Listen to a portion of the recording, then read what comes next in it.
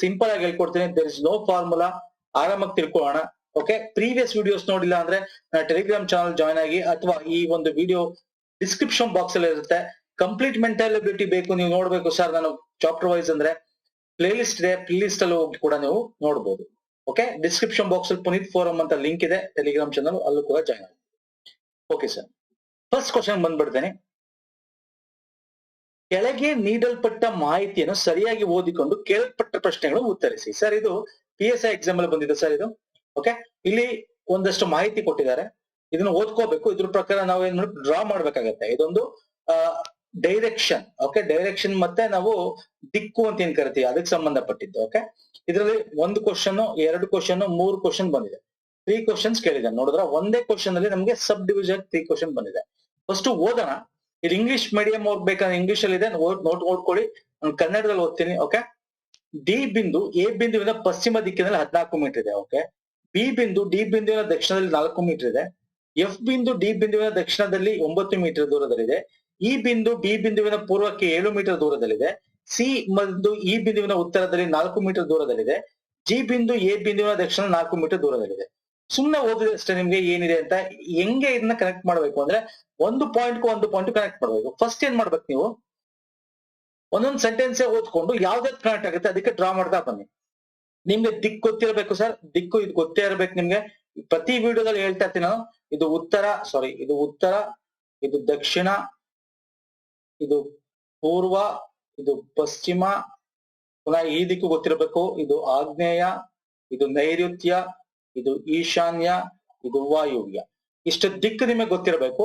Okay, ಈಗ ನೋಡಿ, D ಬಿಂದು ಎ ಬಿಂದುವಿನ ಪಶ್ಚಿಮ ದಿಕ್ಕಿನಲ್ಲಿ 14 ಮೀಟರ್ ದೂರದಲ್ಲಿದೆ. ಡಿ ಬಿಂದು ಎ ಬಿಂದುವಿನ ಪಶ್ಚಿಮ ಅಂದ್ರೆ ಸರ್ ಇಲ್ಲಿ ಎ ಇದೆ ಸರ್, ಇಲ್ಲಿ ಇದನ್ನು ಎ ಅಂತ ಅನ್ಕೋಣ. ಈ ಒಂದು ಪಶ್ಚಿಮ ಅಂದ್ರೆ ಈ ಕಡೆ ಅಲ್ಲ. ಎಸ್, 14 ಮೀಟರ್ ದೂರದಲ್ಲಿ ಡಿ ಬಿಂದು ಇದೆ. ಓಕೆ, 14 ಎ ಇಂದ 14 ಮೀಟರ್ ದೂರದಲ್ಲಿ ಡಿ ಬಿಂದು ಇದೆ. ಓಕೆ, ಬಿ ಬಿಂದು ಡಿ ಬಿಂದುವಿನಿಂದ ದಕ್ಷಿಣದಲ್ಲಿ 4 ಮೀಟರ್ ಇದೆ. ಡಿಗೆ ದಕ್ಷಿಣ ಅಂದ್ರೆ ಯಾವುದು ಸರ್, ಕೆಳಗಡೆ 4 ಮೀಟರ್ ಇದೆ, 4 ಮೀಟರ್. ಯಾವಾಗ್ಲೂ ಇಲ್ಲಿ ನೋಡಿ, 14 ಅಂದ ತಕ್ಷಣ ಉದ್ದ ಇರಬೇಕು, 4 ಅಂದ ತಕ್ಷಣ ಚಿಕ್ಕ ಇರಬೇಕು, ಇನ್ನ ಇದಕ್ಕಿಂತ ದೊಡ್ಡದು ಬಂದ್ರೆ ದೊಡ್ಡದಿರ್ಬೇಕು. ಈ ಒಂದು ಪ್ರಪೋರ್ಷನ್ ಯಾವಾಗ್ಲೂ ಬರ್ಕೋಬೇಕಾಗತ್ತೆ. ನೀವು ಡಿಸ್ಟೆನ್ಸ್ ನ ನೀವು ವೇರಿ ಮಾಡ್ಬಿಟ್ರೆ, ಈಗ 14 ನೀವು ಚಿಕ್ಕ ಗೆರೆ ಬರ್ಕೊಂಡ್ಬಿಟ್ಟು ಹಿಂಗೆ 4 ದೊಡ್ಡ ಗೆರೆ ಬರ್ಕೊಂಡ್ಬಿಟ್ರೆ ಇಲ್ಲಿ ನಮ್ಗೆ ದಿಕ್ಕು ಕೊನೆಗೆ ತಪ್ಪೋಗುತ್ತೆ. ಇದು ಕೂಡ ನೀವು ಕಾನ್ಸಂಟ್ರೇಟ್ ಮಾಡ್ಬೇಕು. ಫೈನ್, ನೆಕ್ಸ್ಟ್ ಬನ್ನಿ. ಎಫ್ ಬಿಂದು ಡಿ ಬಿಂದುವಿನ ದಕ್ಷಿಣದಲ್ಲಿ 9 ಮೀಟರ್ ದೂರದಲ್ಲಿದೆ. ಡಿ ಬಿಂದುವಿನ ದಕ್ಷಿಣ ಸರ್, ಎಗೇನ್ ಈ ಡಿ ಬಿಂದುವಿಂದ 9 ಮೀಟರ್ ಇಲ್ಲಿ ನೋಡಿ. ಅದಕ್ಕೆ ನಾನು ಹೇಳಿದ್ದು ಇದು ಯಾವುದು ಸರ್, ಇದು ಬಿ ಬಿಂದು 4 ಮೀಟರ್. ಸೊ ಡಿ ಬಿಂದುವಿನ ದಕ್ಷಿಣ ಅಂದ್ರೆ ಕೆಳಗೆ ಹೋಗ್ಬೇಕಿನ್ನು ಅಂದ್ರೆ ಎಷ್ಟು ಮೀಟರ್ ಸರ್, 9 ಮೀಟರ್ ತನಕ ಹೋಗ್ಬೇಕು. ಸೊ ಇದು ಎಫ್ ಬಿಂದು. ಟೋಟಲ್ ಇಲ್ಲಿಂದ ಎಫ್ ಬಿಂದುಗೆ ಎಷ್ಟಿದೆ ಸರ್, 9 ಮೀಟರ್ ಇದೆ. 9 ಮೀಟರ್ ಇದೆ. ಬಿ ಬಿಂದು ತನಕ ಎಷ್ಟಿದೆ ಸರ್, 4 ಮೀಟರ್ ಇದೆ. ಸಿಂಪಲ್. ಓಕೆ, ನೆಕ್ಸ್ಟ್ ಬನ್ನಿ. ಈ ಬಿಂದು ಬಿ ಬಿಂದುವಿನ ಪೂರ್ವಕ್ಕೆ 7 ಮೀಟರ್ ದೂರದಲ್ಲಿದೆ. ಈ ಬಿ ಬಿಂದುವಿನ ಪೂರ್ವಕ್ಕೆ, ಬಿ ಬಿಂದು ಇಲ್ಲಿದೆ, ಇದು ಪೂರ್ವ ಅಂದ್ರೆ ಈ ದಿಕ್ಕು. ಇಲ್ಲಿ ಇಷ್ಟು ಸರ್ 7 ಮೀಟರ್ ಬರಬೇಕು. ಯಾವುದು ಸರ್, ಈ ಬಿಂದು. ಈ ಬಿಂದು ನೋಡಿ, ಇಲ್ಲಿ 14 ಅಂದ ತಕ್ಷಣ 14 ಅರ್ಧ ಇರಬೇಕಿದು 7, ಅಷ್ಟು ಮಾತ್ರ ಬರ್ಕೋಬೇಕು. ಇದು ನೀವು ಇಲ್ಲ 14 ಹಿಂಗ್ ಬರ್ಕೊಂಡು ಇಲ್ಲಿ 7 ಹಿಂಗ್ ಉದ್ದ ಬರ್ಕೊಂಡ್ಬಿಟ್ರೆ ಆಗ ನಿಮ್ಗೆ ದಿಕ್ಕು ತಪ್ಪುತ್ತೆ ಸ್ನೇಹಿತರೆ. ಪ್ರತಿಯೊಂದು ಇದನ್ನು ಕೂಡ ನೀವು ಗಮನದಲ್ಲಿ ಇಟ್ಕೊಂಡು ಬರೀಬೇಕಾಗತ್ತೆ. ಫೈನ್. ಸಿ ಬನ್ನಿ. ಸಿ ಬಿಂದು ಈ ಬಿಂದುವಿನ ಉತ್ತರದಲ್ಲಿ 4 ಮೀಟರ್ ದೂರದಲ್ಲಿದೆ. ಸಿ ಬಿಂದು ಈ ಬಿಂದುವಿನ ಉತ್ತರ, ಈಗೆ ಉತ್ತರ ಎಷ್ಟು ಸರ್, ಹಿಂಗೆ ಮೇಲೆ 4 ಮೀಟರ್. 4 ಮೀಟರ್ ಅಂದ್ರೆ ಇಲ್ಲಿಗೆ ಬರುತ್ತೆ. ಯಾಕೆ ಸರ್, ಇಲ್ಲಿ ನೋಡಿ, ಇದು ಕೂಡ 4 ಮೀಟರ್, ಇದು 4 ಮೀಟರ್. ಸೊ ಇಲ್ಲಿ ಡಿ ಬಿಂದುಗೆ ಜಾಯ್ನ್ ಆಗಿದ್ರೆ ಇಲ್ಲೇನ್ ಬರುತ್ತೆ ಸರ್, ಸಿ ಬಿಂದು ಬರುತ್ತೆ. ಸೊ ಏನೇ ಇನ್ನೊಂಚೂರು ಬೇಕಾದ್ರೆ ಉದ್ದ ಮಾಡ್ಕೊಳ್ಳಿ, ಯಾಕಂದ್ರೆ ಇದು 7 ಮೀಟರ್ ಆಗಿರುತ್ತೆ, ಇದು 7, ಯಾಕೆ ಟೋಟಲ್ 14 ಮೀಟರ್. ಎಸ್, ನೆಕ್ಸ್ಟ್ ಬನ್ನಿ. ಜಿ ಬಿಂದು ಎ ಬಿಂದುವಿನ ದಕ್ಷಿಣದಲ್ಲಿ 4 ಮೀಟರ್ ಇದೆ. ಜಿ ಬಿಂದು ಎ ಬಿಂದುವಿನ ದಕ್ಷಿಣದಲ್ಲಿ 4 ಮೀಟರ್ ದೂರದಲ್ಲಿದೆ. ಓಕೆ, ಎ ಬಿಂದುವಿನ ದಕ್ಷಿಣ ಅಂದ್ರೆ ಇದು ಸರ್ ಎಷ್ಟು ಸರ್, 4 ಮೀಟರ್ ಅಂದ್ರೆ ಆಲ್ಮೋಸ್ಟ್ ಇದ್ರ ನೇರನೇ ಬರುತ್ತೆ, ಇದು ನೇರನೇ ಬರುತ್ತೆ. ಯಾವ ಬಿಂದು ಸರ್, ಜಿ ಬಿಂದು 4 ಮೀಟರ್ ದೂರ ಅಲ್ವಾ, ಇದು 4 ಮೀಟರ್. ಸೊ ಇದು ಡಯಾಗ್ರಾಮ್. ಈ ಡಯಾಗ್ರಾಮ್ ನಮ್ ಕತೆ ಮುಗೀತು. ಇದನ್ನ ಕ್ಲೀನ್ ಆಗಿ ಕರೆಕ್ಟ್ ಆಗಿ ಬರ್ಕೊಂಡ್ಬಿಟ್ರೆ ನೀವು, ಇನ್ನು ಯಾವ ಕ್ವಶನ್ಸ್ ಇದೆ ಅಡಿಲಿ 3 ಇಂದ 4 ಕ್ವಶನ್ಸ್ ಕೇಳ್ತಾನೆ, ಎಲ್ಲ ಟಿಕ್ ಮಾಡ್ಬೋದು. ಓಕೆ, PSI ಬಂದಿರೋ ಕ್ವಶನ್ ಇದು, KSL ಕೂಡ ಬಂದಿದೆ. ಈ ಕೆಳಗಿನಗಳಲ್ಲಿ ಯಾವ ಬಿಂದುಗಳು ನೇರ ರೇಖೆಯಲ್ಲಿದೆ ಅಂದ್ರೆ ಒಂದೇ ಲೈನ್ ಅಲ್ಲಿ ಇರಬೇಕು ಬಿಂದುಗಳು ಯಾವ್ದಿದೆ ಸರ್, ಇಲ್ಲಿ ನೋಡಿ, ಇಲ್ಲಿರೋದೇ ನಿಮ್ಗೆ ಎರಡು ಕಾಂಬಿನೇಷನ್ ಡಿ ಸಿ ಎ ಒಂದೇ ಲೈನ್ ಅಲ್ಲಿ ಇದೆ. ಅದ್ ಬಿಟ್ರೆ ನೋಡಿ ಬಿ ಇ ಮತ್ತೆ ಜಿ ಒಂದೇ ಲೈನ್ ಇದೆ ಅಲ್ವಾ.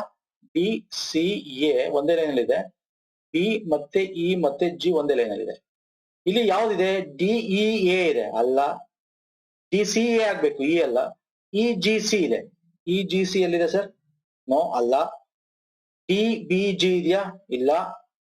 ಇ ಜಿ ಬಿ ಇದೆಯಲ್ಲ ಇಲ್ಲಿ, ಇದು ಬಿ ಇ ಜಿ ಆಗಿರ್ಲಿ, ಇ ಜಿ ಬಿ ಅಂತ ಹೆಂಗಾರು ಬರಲಿ, ಒಟ್ನಲ್ಲಿ ಮೂರು ಒಂದೇ ಲೈನ್ ಇದೆಯಲ್ಲ. So D is the right answer. ಇದು ರೈಟ್ ಆನ್ಸರ್. ಓಕೆ, ಅರ್ಥ ಆಯ್ತಲ್ಲ? ಈಗ ಇದರಲ್ಲಿ ಇದರ ಅಡಿಯಲ್ಲಿ ಇನ್ನೊಂದು ಕ್ವಶನ್ ಕೇಳಿದ್ದಾನೆ. ಸಿ ಬಿಂದುವಿಗೆ ಸಂಬಂಧಪಟ್ಟಂತೆ ಎ ಬಿಂದು ಯಾವ ದಿಕ್ಕಿನಲ್ಲಿದೆ? ವಾಪಸ್ ಬನ್ನಿ. ಸಿ ಬಿಂದುವಿಗೆ ಸಂಬಂಧಪಟ್ಟಂತೆ ಎ ಬಿಂದು ಯಾವ ದಿಕ್ಕಿದೆ ನೋಡಿ. ಇದ್ರ ನೇರದಲ್ಲಿದೆ ಅಂದ್ರೆ ಈ ಸೈಡ್ ಇಲ್ಲಿದೆ. ಈ ಸೈಡ್ ಅಂದ್ರೆ ಯಾವ್ದು? ಇದು ಪೂರ್ವ ದಿಕ್ಕು ಅಲ್ವಾ. ಸೊ ರೈಟ್ ಆನ್ಸರ್ ಏನು ಸರ್? ಪೂರ್ವ ದಿಕ್ಕಿನಲ್ಲಿದೆ. ಓಕೆ, ನೋಡ್ರ, ಈಸಿ. ಒಂದ್ಸಲ ನೀವು ಬರ್ಕೊಂಡ್ಬಿಟ್ರೆ ಈಸಿ. ನೆಕ್ಸ್ಟ್ ಬನ್ನಿ. ಎಫ್ ಬಿಂದುವಿನ ಕಡೆಗೆ, ಒಂದು ನಿಮಿಷ ಇಲ್ಲಿ ಹೋಗಕ್ಕಿಂತ ಮುಂಚೆ, ಎಸ್, ಎಫ್ ಬಿಂದುವಿನ ಕಡೆಗೆ ಉತ್ತರ ದಿಕ್ಕಿನಲ್ಲಿ ಒಬ್ಬ ವ್ಯಕ್ತಿಯು 5 ಮೀಟರ್ ಚಲಿಸಿ ಬಲಕ್ಕೆ ತಿರುಗುತ್ತಾನೆ. ಈ ಕೆಳಗಿನಲ್ಲಿ ಯಾವ ಬಿಂದುವನ್ನು ಅವನು ಮೊದಲಿಗೆ ತಲುಪುತ್ತಾನೆ? ಇಲ್ಲಿ ಬನ್ನಿ ವಾಪಸ್. ಎಫ್ ಬಿಂದುವಿನ ಕಡೆಯಿಂದ ಅವನು ಉತ್ತರಕ್ಕೆ ಹೋಗ್ತಾನಂತೆ. ಹಿಂಗ್ ಉತ್ತರಕ್ಕೆ ಹೋಗ್ತಾನೆ. ಅದ್ ಎಲ್ಲಾರು ಹೋಗ್ಲಿ ಉತ್ತರಕ್ಕೆ, ಅವನು ಇಲ್ಲಾರು ಬರ್ಲಿ ಉತ್ತರಕ್ಕೆ ಹೋಗ್ಬೇಕಾರೆ ಏನ್ ಮಾಡ್ತಾನೆ? ತನ್ನ ಬಲಕ್ ತಿರುಗ್ತಾನೆ. ಸೊ ತನ್ನ ಬಲಕ್ ತಿರುಗಿದಾಗ ಏನಾಗುತ್ತೆ? ಹಿಂಗ್ ತಿರ್ಕೊಂಡು ಹೋಗ್ತಾನೆ. ಹಿಂಗ್ ತಿರ್ಕೊಂಡು ಬಲಕ್ ತಿರ್ಕೊಂಡು ಹೋದಾಗ ಅವನಿಗೆ ಫಸ್ಟ್ ಪಾಯಿಂಟ್ ಯಾವ್ದು ಸಿಗುತ್ತೆ? ಸೊ ಇಲ್ಲಿ ಬಲಕ್ ತಿರುಗಿ ಅವ್ನು ಮುಂದೆ ಹೋಗ್ತಾನೆ ಅಂದ್ಮೇಲೆ ಒಂದು ಹತ್ರ ಯಾವ್ದು ಸರ್? ಇಲ್ಲಿ ಇ ಇದೆ, ಜಿ ಇದೆ. ಈ ಕಡೆ ಹಿಂದೆ ಆದ್ರೆ ಬಿ ಇದೆ. ಸೊ ಬಲಕ್ ತಿರುಗಿ ಹೋಗ್ತಾ ಇದ್ದಾನೆ ಅಂದ್ರೆ ಫಸ್ಟ್ ಪಾಯಿಂಟ್ ಯಾವ್ದು ಸಿಗುತ್ತೆ ಅವನಿಗೆ? ಅವ್ನ್ ಕೇಳಿರೋದು ಬಲಕ್ ತಿರುಗ್ತಾನೆ. ಹಿಂಗ್ ಎಫ್ ಇಂದ ಉತ್ತರಕ್ಕೆ ಹೋಗ್ತಾ ಇದ್ದಾನೆ. ಈಗ ಎಫ್ ಇದೆ ಇಲ್ಲಿ, ಎಫ್ ಇಂದ ಉತ್ತರಕ್ಕೆ ಹೋಗ್ತಾ ಇದ್ದಾನೆ. ಬಲಕ್ ತಿರುಗಿ ಹೋಗ್ಬೇಕಾರೆ ಫಸ್ಟ್ ಪಾಯಿಂಟ್ ಯಾವ್ದು ಸಿಗುತ್ತೆ? ಫಸ್ಟ್ ಸಿಗದೆ ಅವ್ನು ಜಿ ಇ ಅಲ್ವಾ. ಅವನು ನೇರಕ್ಕಾರ ಹೋಗ್ಲಿ ಎಲ್ಲಾರು ಹೋಗ್ಲಿ, ಬಟ್ ಹತ್ರ ಅವನು ಫಸ್ಟ್ ಸಿಗೋದು ಯಾವ್ದು ಪಾಯಿಂಟ್ ಸರ್? ಇ ಸಿಗುತ್ತೆ, ಆಮೇಲೆ ಜಿ ಸಿಗುತ್ತೆ ಅಲ್ವಾ. ಸೊ ರೈಟ್ ಆನ್ಸರ್ ಯಾವ್ದು ಸರ್? ಇ. ಎಲ್ಲಿದೆ ಸರ್? ಇಲ್ಲಿದೆ ಇ. ಸಿಂಪಲ್. ಓಕೆ, ಅರ್ಥ ಆಯ್ತಲ್ಲ? ಇದು ಪ್ರಮುಖ 3 ಕ್ವಶನ್ಸ್ ಒಂದು ಕ್ವಶನ್ ಅಲ್ಲಿ ಕೇಳಿದ್ದ. ಈಗ ಬನ್ನಿ, ಇದು ಕೂಡ ವೆರಿ ಬೆಸ್ಟ್ ಕ್ವಶನ್. ಇದು ನಾನು ನಿಮ್ಗೆ ಹೇಳಿದೀನಿ, ಮ್ಯಾಥಮೆಟಿಕ್ಸ್ ಅಲ್ಲಿ ಸರ್ ಸಿಂಪಲ್ ಆಗಿ 4 ರಿಂದ 5 ಫಾರ್ಮುಲಾ ಇದೆ. ನೆನ್ನೆ ಇದ್ರ ಬಗ್ಗೆ ಒಂದು ಫಾರ್ಮುಲಾ ಡಿಸ್ಕಸ್ ಮಾಡಿದ್ದೆ ವರ್ಕ್ ಅಲ್ಲಿ ಅಲ್ವಾ. ಕೆಲಸ ಮತ್ತು ಕಾಲದಲ್ಲಿ ಒಂದು ಫಾರ್ಮುಲಾ ಡಿಸ್ಕಸ್ ಮಾಡಿದ್ದೆ. ಅದು ಬಿಟ್ರೆ ಇವತ್ತೊಂದು ಫಾರ್ಮುಲಾ ಡಿಸ್ಕಸ್ ಮಾಡ್ತೀನಿ.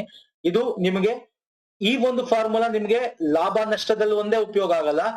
ನಮ್ಮ ಚಕ್ರ ಬಡ್ಡಿ ಅಂದ್ರೆ ನಾವು ಏನೋ ಕಾಂಪೌಂಡ್ ಇಂಟ್ರೆಸ್ಟ್ ಅಂತ ಏನ್ ಕರಿತೀವಿ, ಆ ಒಂದು ಕ್ವಶನ್ ನ ಸಾಲ್ವ್ ಮಾಡ್ಬೇಕು ಕೂಡ ಆ ಒಂದು ಫಾರ್ಮುಲಾ ಯೂಸ್ ಆಗುತ್ತೆ. ಅದನ್ನ ಇವಾಗ ಹೇಳ್ತೀನಿ ಬನ್ನಿ. ಎರಡನೇ ಕ್ವಶನ್ ನೋಡಿ ಇವತ್ತೊಂದು. 2 ಮೇಕೆಗಳನ್ನು ಒಂದೇ ಬೆಲೆಯಲ್ಲಿ ಮಾರಿದಾಗ, 2 ಮೇಕೆ ಇದೆಯಂತೆ ಸರ್, ಒಂದೇ ಬೆಲೆಯಲ್ಲಿ ಮಾರ್ತಾನೆ ಅದನ್ನ. ಕಿರಣ್ ಒಂದು ಮೇಕೆ 10% ಲಾಭಕ್ಕೆ ಮಾರ್ತಾನೆ. ಓಕೆ, ಒಂದು ಮೇಕೆ ಇದೆ, ಎಂ ಅಂತ ಬರೆಯೋಣ, ಮೇಕೆ ಅಂದ ತಕ್ಷಣ ಒಂದನ್ನು 10% ಲಾಭದಲ್ಲಿ ಮಾರ್ತಾನೆ, ಪ್ರಾಫಿಟ್. ಇನ್ನೊಂದು ಮೇಕೆ ಏನ್ ಮಾಡ್ತಾನೆ? 10% ನಷ್ಟ, ಇನ್ನೊಂದರ ಮೇಲೆ 10% ನಷ್ಟ ಅನುಭವಿಸ್ತಾನೆ. ಅಂದ್ರೆ ಮಾರಿದಾಗ 10% ಡಿಕ್ರೀಸ್ ನಷ್ಟ. ಇದು ಪಾಸಿಟಿವ್, ಇದು ನೆಗೆಟಿವ್. ಆಗ ಅವನಿಗೆ ಯಾವ ಯಾವ ಕಂಡೀಷನ್ ಆಗುತ್ತೆ? ಸೊ ಎರಡನ್ನ ಒಂದೇ ಬೆಲೆಗೆ ತಗೊಂಡಿರ್ತಾನೆ. ಅವ್ನು 100 ರೂಪಾಯಿ ತಗೊಂಡಿರ್ತಾನೆ ಸರ್. ಸಿಂಪಲ್ ಆಗಿ ಹೇಳ್ಬೇಕು, 100 ರೂಪಾಯಿ ತಗೊಂಡಿರ್ತಾನೆ. ನಿಮ್ಗೆ ಅರ್ಥ ಮಾಡ್ಸಕ್ಕೆ, ಒಂದು 10 ರೂಪಾಯಿ 10% ನಷ್ಟ ಅಂತಂದ್ರೆ ಎಷ್ಟು? 90 ರೂಪಾಯಿ ಮಾರ್ತಾರೆ. ಇನ್ನು 10% ಲಾಭ 110 ರೂಪಾಯಿ ಆಗುತ್ತೆ. ಸಿಂಪಲ್ ಅಲ್ವಾ ಸರ್? 110 ರೂಪಾಯಿ ಆಗುತ್ತೆ. ಸೊ ಈಗ ಓವರ್ ಆಗಿ ಅವನಿಗೆ ಏನು ಸಿಗುತ್ತೆ? ಅವನಿಗೆ ಲಾಭ ಆಗುತ್ತಾ ನಷ್ಟ ಆಗುತ್ತಾ? ಇದು ನಮಗೆ ಬೇಕಾಗಿರೋದು ಅಲ್ವಾ. ಇದು ನಮಗೆ ಬೇಕಾಗಿರೋದು. Okay, fine. ಇಲ್ಲಿ ತುಂಬಾ ಜನ ಏನ್ ಮಾಡ್ತೀರಾ? ಇಲ್ಲಿ ನೋಡಿ, ಈಗ ಫಾರ್ ಎಕ್ಸಾಂಪಲ್ ನಾನ್ ನಿಮ್ಗೆ ಅದಕ್ಕೆ ಇದನ್ನ ಬರ್ದಿದ್ದು. ಇಲ್ಲಿ 90 ನಷ್ಟ ಆಯ್ತು, 90 ಲಾಭ ಅಂದ್ರೆ 10 ಲಾಭ ಆಯ್ತು ಅಲ್ವಾ. ಇಲ್ಲಿ ನಮಗೆ ಏನ್ ಕೊಟ್ಟಿದ್ದಾನೆ? ಇಲ್ಲಿ ಶೇಕಡಾವಾರಲ್ಲಿ ಹೇಳ್ಬೇಕು, ನಾವು ಹೇಳಬೇಕು. ಪ್ರಾಫಿಟ್ ಅಂದ್ರೆ ಶೇಕಡಾವಾರು, ಎಷ್ಟು ಶೇಕಡ, ಎಷ್ಟು ಪರ್ಸೆಂಟೇಜ್ ಪ್ರಾಫಿಟ್ ನಷ್ಟನ ಅಥವಾ ಆಗಿಲ್ವೋ ಅಂತ ಹೇಳ್ಬೇಕು. ನೀವೇನ್ ಮಾಡ್ತೀರಾ? 110 ಪ್ಲಸ್ 90 200 ಇದೆ, ಕರೆಕ್ಟ್. ಇಲ್ಲಿ 100 ಪ್ಲಸ್ 100 ಅಂದ್ರೆ 200 ರೂಪಾಯಿ ಖರೀದಿ ಮಾಡಿದ, 200 ಇದೆ. ಹಾಗಾಗಿ ಲಾಭವೂ ಇಲ್ಲ ನಷ್ಟವೂ ಇಲ್ಲ ಟಿಕ್ ಹಾಕ್ತೀರಾ. ತಪ್ಪು. ಪರ್ಸೆಂಟೇಜ್ ಯಾವಾಗ್ಲೂ ನಾವು ಕಂಡುಹಿಡಿಯೋದಿದೆಯಲ್ಲ, ದಟ್ ಇಸ್ ಡಿಫ್ರೆಂಟ್. ಶೇಕಡ is different, value is different. ದಯವಿಟ್ಟು ಅರ್ಥ ಮಾಡ್ಕೊಳ್ಳಿ. ವ್ಯಾಲ್ಯೂ ಇಸ್ ಡಿಫ್ರೆಂಟ್, ಶೇಕಡಾವಾರು ಇಸ್ ಡಿಫ್ರೆಂಟ್. ಓಕೆ, ಈಗ ಫಾರ್ ಎಕ್ಸಾಂಪಲ್ ನೋಡಿ, ಈಗ 100ರಲ್ಲಿ ಅವನು 10% ಲಾಭ ತಗೊಂಡ ಅಂದ ತಕ್ಷಣ 110 ಅಂತ ಬರ್ಕೊಂಡ್ಬಿಟ್ವಿ ಅಲ್ವಾ. 10% ಬರ್ಕೊಂಡ್ಬಿಟ್ವಿ. ಅಕಸ್ಮಾತ್ 110 ರೂಪಾಯಿ ಆಗಿದ್ರೆ 10% ಲಾಭ ಏನಾಗುತ್ತೆ ಸರ್? ಅದು 110 ರೂಪಾಯಿ ಬೆಲೆ ಆಗಿದೆ. 10% ಲಾಭ ಏನಾಗುತ್ತೆ ನೋಡಿ? 11 ರೂಪಾಯಿ ಆಗುತ್ತೆ 10% ಲಾಭ. ಓಕೆ, ಅವ್ನು 110 ರೂಪಾಯಿ ಕೊಂಡ್ಕೊಂಡಿದ್ರೆ, 110 ರೂಪಾಯಿ ಕೊಂಡ್ಕೊಂಡಿದ್ರೆ ಅವನು 10% ನಷ್ಟ ಅಂದ್ರೆ ಏನಾಗುತ್ತೆ? ಇಲ್ಲಿ 11 ರೂಪಾಯಿ ಕಳಿಬೇಕು. ಕಳೆದ್ರೆ 101 ರೂಪಾಯಿ ಆಗುತ್ತೆ. 101 ಆಗುತ್ತೆ. ಸೊ ಇಲ್ಲಿಗೂ ಡಿಫ್ರೆನ್ಸ್ ಆಗುತ್ತೆ. ಸೊ ಅದಕ್ಕೆ ಇದನ್ನ ಸಿಂಪಲ್ ಆಗಿ ತಿಳ್ಕೋಬಹುದು, X Y minus X into Y by 100 ಅಂತ ಸಿಂಪಲ್ ಫಾರ್ಮುಲಾ. ಈ ರೀತಿ ನಿಮಗೆ ಯಾವುದೇ ಒಂದು ಕೊಟ್ರು ಈ ಫಾರ್ಮುಲಾ ಯೂಸ್ ಮಾಡಿ. ಇದಕ್ಕೆ ಆನ್ಸರ್ ಹೇಳ್ತೀನಿ. ಈ ಒಂದು ಪ್ರೊಸೀಜರ್ ಇಂದ ಏನಾಗುತ್ತೆ ಗೊತ್ತಾ, ಅವನಿಗೆ 1% ನಷ್ಟ ಅನುಭವಿಸ್ತಾನ. ಹೆಂಗೆ ತಿಳಿಸ್ತೀನಿ ಬನ್ನಿ. ಇದನ್ನ ನೀವ್ ಎಲ್ಲೆಲ್ಲಿ ಉಪಯೋಗಿಸ್ಬೋದು ಸರ್? ಈಗ ಯಾವ್ದಾರು ಒಂದು ವಸ್ತು ತಗೊಂಡ, ಇದೆ ಅಂತಲ್ಲ, ಬೇರೆ ಏನಾರ ಒಂದು ವಸ್ತು ತಗೊಂಡ 10% ಲಾಭಕ್ ಮಾರ್ದ, ಇನ್ನೊಂದ್ ಕಡೆ 20% ನಷ್ಟ ಆಯ್ತು. ಹೆಂಗೇನೆ ಕೊಡ್ಲಿ, ಈ ತರ ಒಂದು ನಷ್ಟ ಒಂದು ಲಾಭ ಸೇಮ್ ಪ್ರೈಸ್ ಎರಡು ಒಂದೇ ಬೆಲೆಯಲ್ಲಿ ತಗೊಂಡಿರ್ಬೇಕು. ಇಂಥ ಕ್ವಶನ್ ಬಂದಾಗ ಈ ಫಾರ್ಮುಲಾ ಹಾಕಿ. ಈ ಫಾರ್ಮುಲಾ ಇದೆಯಲ್ಲ, ಇದು ವೆರಿ ಇಂಪಾರ್ಟೆಂಟ್ ಫಾರ್ಮುಲಾ. ಈಗ ಎಕ್ಸ್ ಅಂದ್ರೇನು, ಯಾವ್ದಾರು ತಗೊಳ್ಳಿ, ಎಕ್ಸ್ ಪ್ರಾಫಿಟ್ ಯಾರು ತಗೊಳ್ಳಿ, ನಷ್ಟನಾರ ತಗೊಳ್ಳಿ, ಏನ್ ಬೇಕಾದ್ರೂ ತಗೊಳ್ಳಿ. ಇನ್ನೊಂದೇನು, ಅದು ಕೂಡ 10% ಮೈನಸ್ 10 ಇಂಟು 10 ಬೈ 100. ಓಕೆ, ಇಲ್ಲಿ 100 ಇಂಟು 100, 10 ಇಂಟು 10 ಅಂದ್ರೆ 100 ಆಗುತ್ತೆ. ಸೊ 100 ಕ್ಯಾನ್ಸಲ್ ಆಯ್ತು. ಸೊ 10 ಇಲ್ಲಿ 100 ಮೈನಸ್ 1 ಇಸ್ ಈಕ್ವಲ್ ಟು ಎಷ್ಟು ಸರ್? 99. ಅಂದ್ರೆ 99% ಅವನಿಗೆ ಸಿಗ್ತಾ ಇರೋದು. ಇದು ಪರ್ಸೆಂಟೇಜ್, ಇದು ಓಕೆ, ಇದು ವ್ಯಾಲ್ಯೂ ಅಲ್ಲ, ಪರ್ಸೆಂಟೇಜ್. ಸೊ ಅಲ್ಲಿಗೆ ಏನಾಯ್ತು, 99% ಸಿಗ್ತಾ ಇದೆ ಅಂದ್ರೆ ಅವನಿಗೆ 1% ನಷ್ಟ ಆಗಿದೆ ಅಂತ. ರೈಟ್ ಆನ್ಸರ್ ಯಾವುದು ಸರ್? 1% ನಷ್ಟ ಆಗಿದೆ. ಈ ಸಫರ್ಸ್ ಎ ಲಾಸ್ ಆಫ್ 1%. ತುಂಬಾ ಜನ ಎ ಟಿಕ್ ಆಗ್ತೀರಾ, ತಪ್ಪಾಗುತ್ತೆ, ದಯವಿಟ್ಟು ಅರ್ಥ ಮಾಡ್ಕೊಳ್ಳಿ. ಓಕೆ, ನೆಕ್ಸ್ಟ್ ಬನ್ನಿ. 3ನೇ ಕ್ವಶನ್. ಗೀತಾಳ ಸ್ಕೂಟರ್ ನಲ್ಲಿ ಟ್ಯಾಂಕ್ ಭರ್ತಿ ಇರುವ ಪೆಟ್ರೋಲ್ 10 ದಿನಗಳಿಗೆ ಸಾಕಾಗುತ್ತೆ. ಓಕೆ, ಗೀತಾ ಒಂದು ಸ್ಕೂಟರ್ ಇಟ್ಕೊಂಡಿದ್ದಾಳೆ, ಅವಳನ್ನ ಟ್ಯಾಂಕ್ ಭರ್ತಿ ಮಾಡಿದ್ರೆ ಸರ್ 10 ದಿನ ತನಕ ಬರುತ್ತೆ. ಓಕೆ, ಅವಳು ಪ್ರತಿದಿನ 25% ನಷ್ಟು ಹೆಚ್ಚು ಉಪಯೋಗಿಸಲು ಆರಂಭಿಸಿದ್ರೆ, ಓಕೆ, ಮೊದಲು ಏನ್ ಉಪಯೋಗಿಸ್ತದೆ ಅದಕ್ಕಿಂತ 25% ಜಾಸ್ತಿ. ಓಕೆ, ಟ್ಯಾಂಕ್ ಪೂರ್ತಿ ಇರುವ ಪೆಟ್ರೋಲ್ ಎಷ್ಟು ದಿನಗಳಲ್ಲಿ ಸಾಕಾಗುತ್ತೆ? ಇದು ಕೂಡ ಫಾರ್ಮುಲಾ ಬೇಕಾಗಿಲ್ಲ, ಸಿಂಪಲ್. ನೀವು ಯಾವುದೇ ಒಂದು ವ್ಯಾಲ್ಯೂ ತಗೊಳ್ಳಿ. ಓಕೆ, ಯಾವುದೇ ಒಂದು ವ್ಯಾಲ್ಯೂ ತಗೊಳ್ಳಿ. ಫಾರ್ ಎಕ್ಸಾಂಪಲ್, ಅವಳು ದಿನ 10 ದಿನಗಳಿಗೆ ಒಂದು ಟ್ಯಾಂಕ್ ಭರ್ತಿ ಮಾಡಿದ್ರೆ 10 ದಿನಕ್ಕೆ ಸಾಕಾಗುತ್ತೆ ಅಂತ.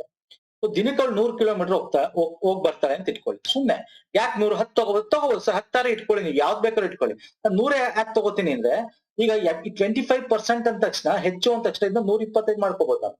ಈಗ ನೀವು 10 ತಗೊಂಡ್ರೆ 12.5 ಅಂತ ಮಾಡ್ಕೋಬೇಕಾಗತ್ತೆ, 25% ಹೆಚ್ಚಿಗೆ ಅಂದ ತಕ್ಷಣ. ಸೊ ಇಲ್ಲಿ ಪಾಯಿಂಟ್ ಬಂತು, ಅದಕ್ಕೋಸ್ಕರ ನಾವು ಹೋಲ್ ನಂಬರ್ ತಗೋತೀನಿ ಯಾವಾಗ್ಲೂ, 100 ತಗೋತೀನಿ ಯಾವಾಗ್ಲೂ. 100ನೇ ತಗೋಬೇಕು ಅಂತೇನಿಲ್ಲ, 1000 ಬೇಕಾದ್ರೂ ತಗೋಬಹುದು. ಓಕೆ, ಈಗ 100 ಕಿಲೋಮೀಟರ್ ಹೋಗಿ ಬರ್ತಾ ಇದ್ದಾಳೆ ಅಂದ್ರೆ 10 ದಿನಕ್ಕೆ 1000 ಕಿಲೋಮೀಟರ್ ಹೋಗ್ತಾರೆ ಅಂತ ಅರ್ಥ. ಸುಮ್ನೆ ನಿಮ್ಗೆ ಹಿಂಗೆ ನೀವು ಕನ್ಸಿಡರ್ ಮಾಡ್ಕೊಳ್ಳಿ. ಎಕ್ಸ್ ಅಂತ ತಗೊಳ್ಳೇಬೇಡಿ, ಹೇಳ್ತಾ ಇದೀನಲ್ಲ. ಗೀತಾ ಸ್ಕೂಟರ್ ನಲ್ಲಿ ಟ್ಯಾಂಕ್ ಭರ್ತಿ ಮಾಡಿದಾಗ 10 ದಿನಕ್ಕೆ ಸಾಕಾಗುತ್ತೆ ಅಂದ್ರೆ ನಾನು ತಗೋತಾ ಇದ್ದೀನಿ, ದಿನಕ್ಕೆ 100 ಕಿಲೋಮೀಟರ್ ಹೋಗ್ಬೋದು ಅವಳು. ಹಾಗಾದ್ರೆ 10 ದಿನಕ್ಕೆ 1000 ಕಿಲೋಮೀಟರ್ ಹೋಗ್ಬೋದು. ಸೊ ಸಾಕಾಗುತ್ತೆ. ಈಗ 25% ಹೆಚ್ಚಿಗೆ ಓಡಾಡ್ತಾಳೆ ಅಂದ್ರೆ 100ಕ್ಕೆ 25% ಅಂದ್ರೆ 25 ಕಿಲೋಮೀಟರ್ ಅಂದ್ರೆ 125 ಕಿಲೋಮೀಟರ್ ಹೋಗ್ತಾಳೆ ಬರ್ತಾಳೆ ಡೈಲಿ. ಸೊ ಇದನ್ನ 10 ದಿನ ತನಕ ಓಡಿಸ್ಬೇಕು. ಅಂದ್ರೆ ಇಲ್ಲಿ 10 ದಿನ ತನಕ ಓಡಿಸಿದ್ರೆ ಏನಾಗುತ್ತೆ, 1250 ಆಗ್ಬಿಡುತ್ತೆ. ಸೊ ಅದು ಬೇಕಾಗಿಲ್ಲ ನಮ್ಗೆ. ಇಲ್ಲಿ 1000 ಕಿಲೋಮೀಟರ್ ಮಾತ್ರ ಹೋಗ್ಬೇಕಾಗತ್ತೆ ಅವಳು. ಸೊ 125 ಕಿಲೋಮೀಟರ್ 1000 ಕಿಲೋಮೀಟರ್ ಹೋಗ್ಬೇಕಂದ್ರೆ ಎಷ್ಟು ದಿನ ಬೇಕು? ಸಿಂಪಲ್, 125 ಎಂಟ್ಲಿ ಅಲ್ವಾ, ಗೊತ್ತಾಗುತ್ತೆ. ಮಗಿ ಗೊತ್ತಾಗಲ್ವಾ ನಮ್ಗೆ? 8 5 40, 0 4 ದಶಕ 8 2 16 4 20 2 ದಶಕ 8 1 8 2 10, 1000 ಕಿಲೋಮೀಟರ್ ಆಯ್ತಲ್ಲ. ಸೊ ಎಷ್ಟು ದಿನ ಸರ್? 8 ದಿನ. Answer D. ಸಿಂಪಲ್ ಅಲ್ವಾ? ನೋಡಿದ್ರೆ ನೀವು ಎಕ್ಸ್ ಅಂತ ಇಟ್ಕೊಳ್ಳೋದು, ಫಾರ್ಮುಲಾ ಹಾಕೊಳ್ಳೋದು ಇವೆಲ್ಲ ಬೇಡ. ಕನ್ವೆನ್ಷನಲ್ ಮೆಥಡ್ ಕಾನ್ಸೆಪ್ಟ್ ತಿಳ್ಕೊಂಡ್ಬಿಟ್ರೆ ಸಾಕಷ್ಟೇ. ಸಿಂಪಲ್. ನೀವು ಯಾವಾಗ್ಲೂ ನಂಬರ್ ಕನ್ಸಿಡರ್ ಮಾಡಿ, ಎಕ್ಸ್ ವೈ ಅಂತ ಕಮ್ಮಿ ಕನ್ಸಿಡರ್ ಮಾಡಿ, ತುಂಬಾ ಕಮ್ಮಿ ಇದೆ. ಓಕೆ, ನೆಕ್ಸ್ಟ್ ಬರ್ತೇನೆ. ನಿರ್ದೇಶನ ಕೆಳಗಿನಗಳಲ್ಲಿ ನೀಡಲ್ಪಟ್ಟ 3 ಅಕ್ಷರಗಳ 5 ಪದಗಳನ್ನು ಕೆಳಗಿನ ಪ್ರಶ್ನೆಗಳನ್ನು ಆಧರಿಸುತ್ತದೆ. ಅಂದ್ರೆ ಇಲ್ಲಿ 3 ಅಕ್ಷರ 5 ಪದಗಳು ಕೊಟ್ಟಿದ್ದಾರೆ. ಇದ್ರ ಮೇಲೆ 1-2 ಕ್ವಶನ್ ಕೊಟ್ಟಿದ್ದಾರೆ. ಇದೊಂದು ಕ್ವಶನ್ ನಂಬರ್ 1, ಇದು ಕ್ವಶನ್ ನಂಬರ್ 2. Okay, S.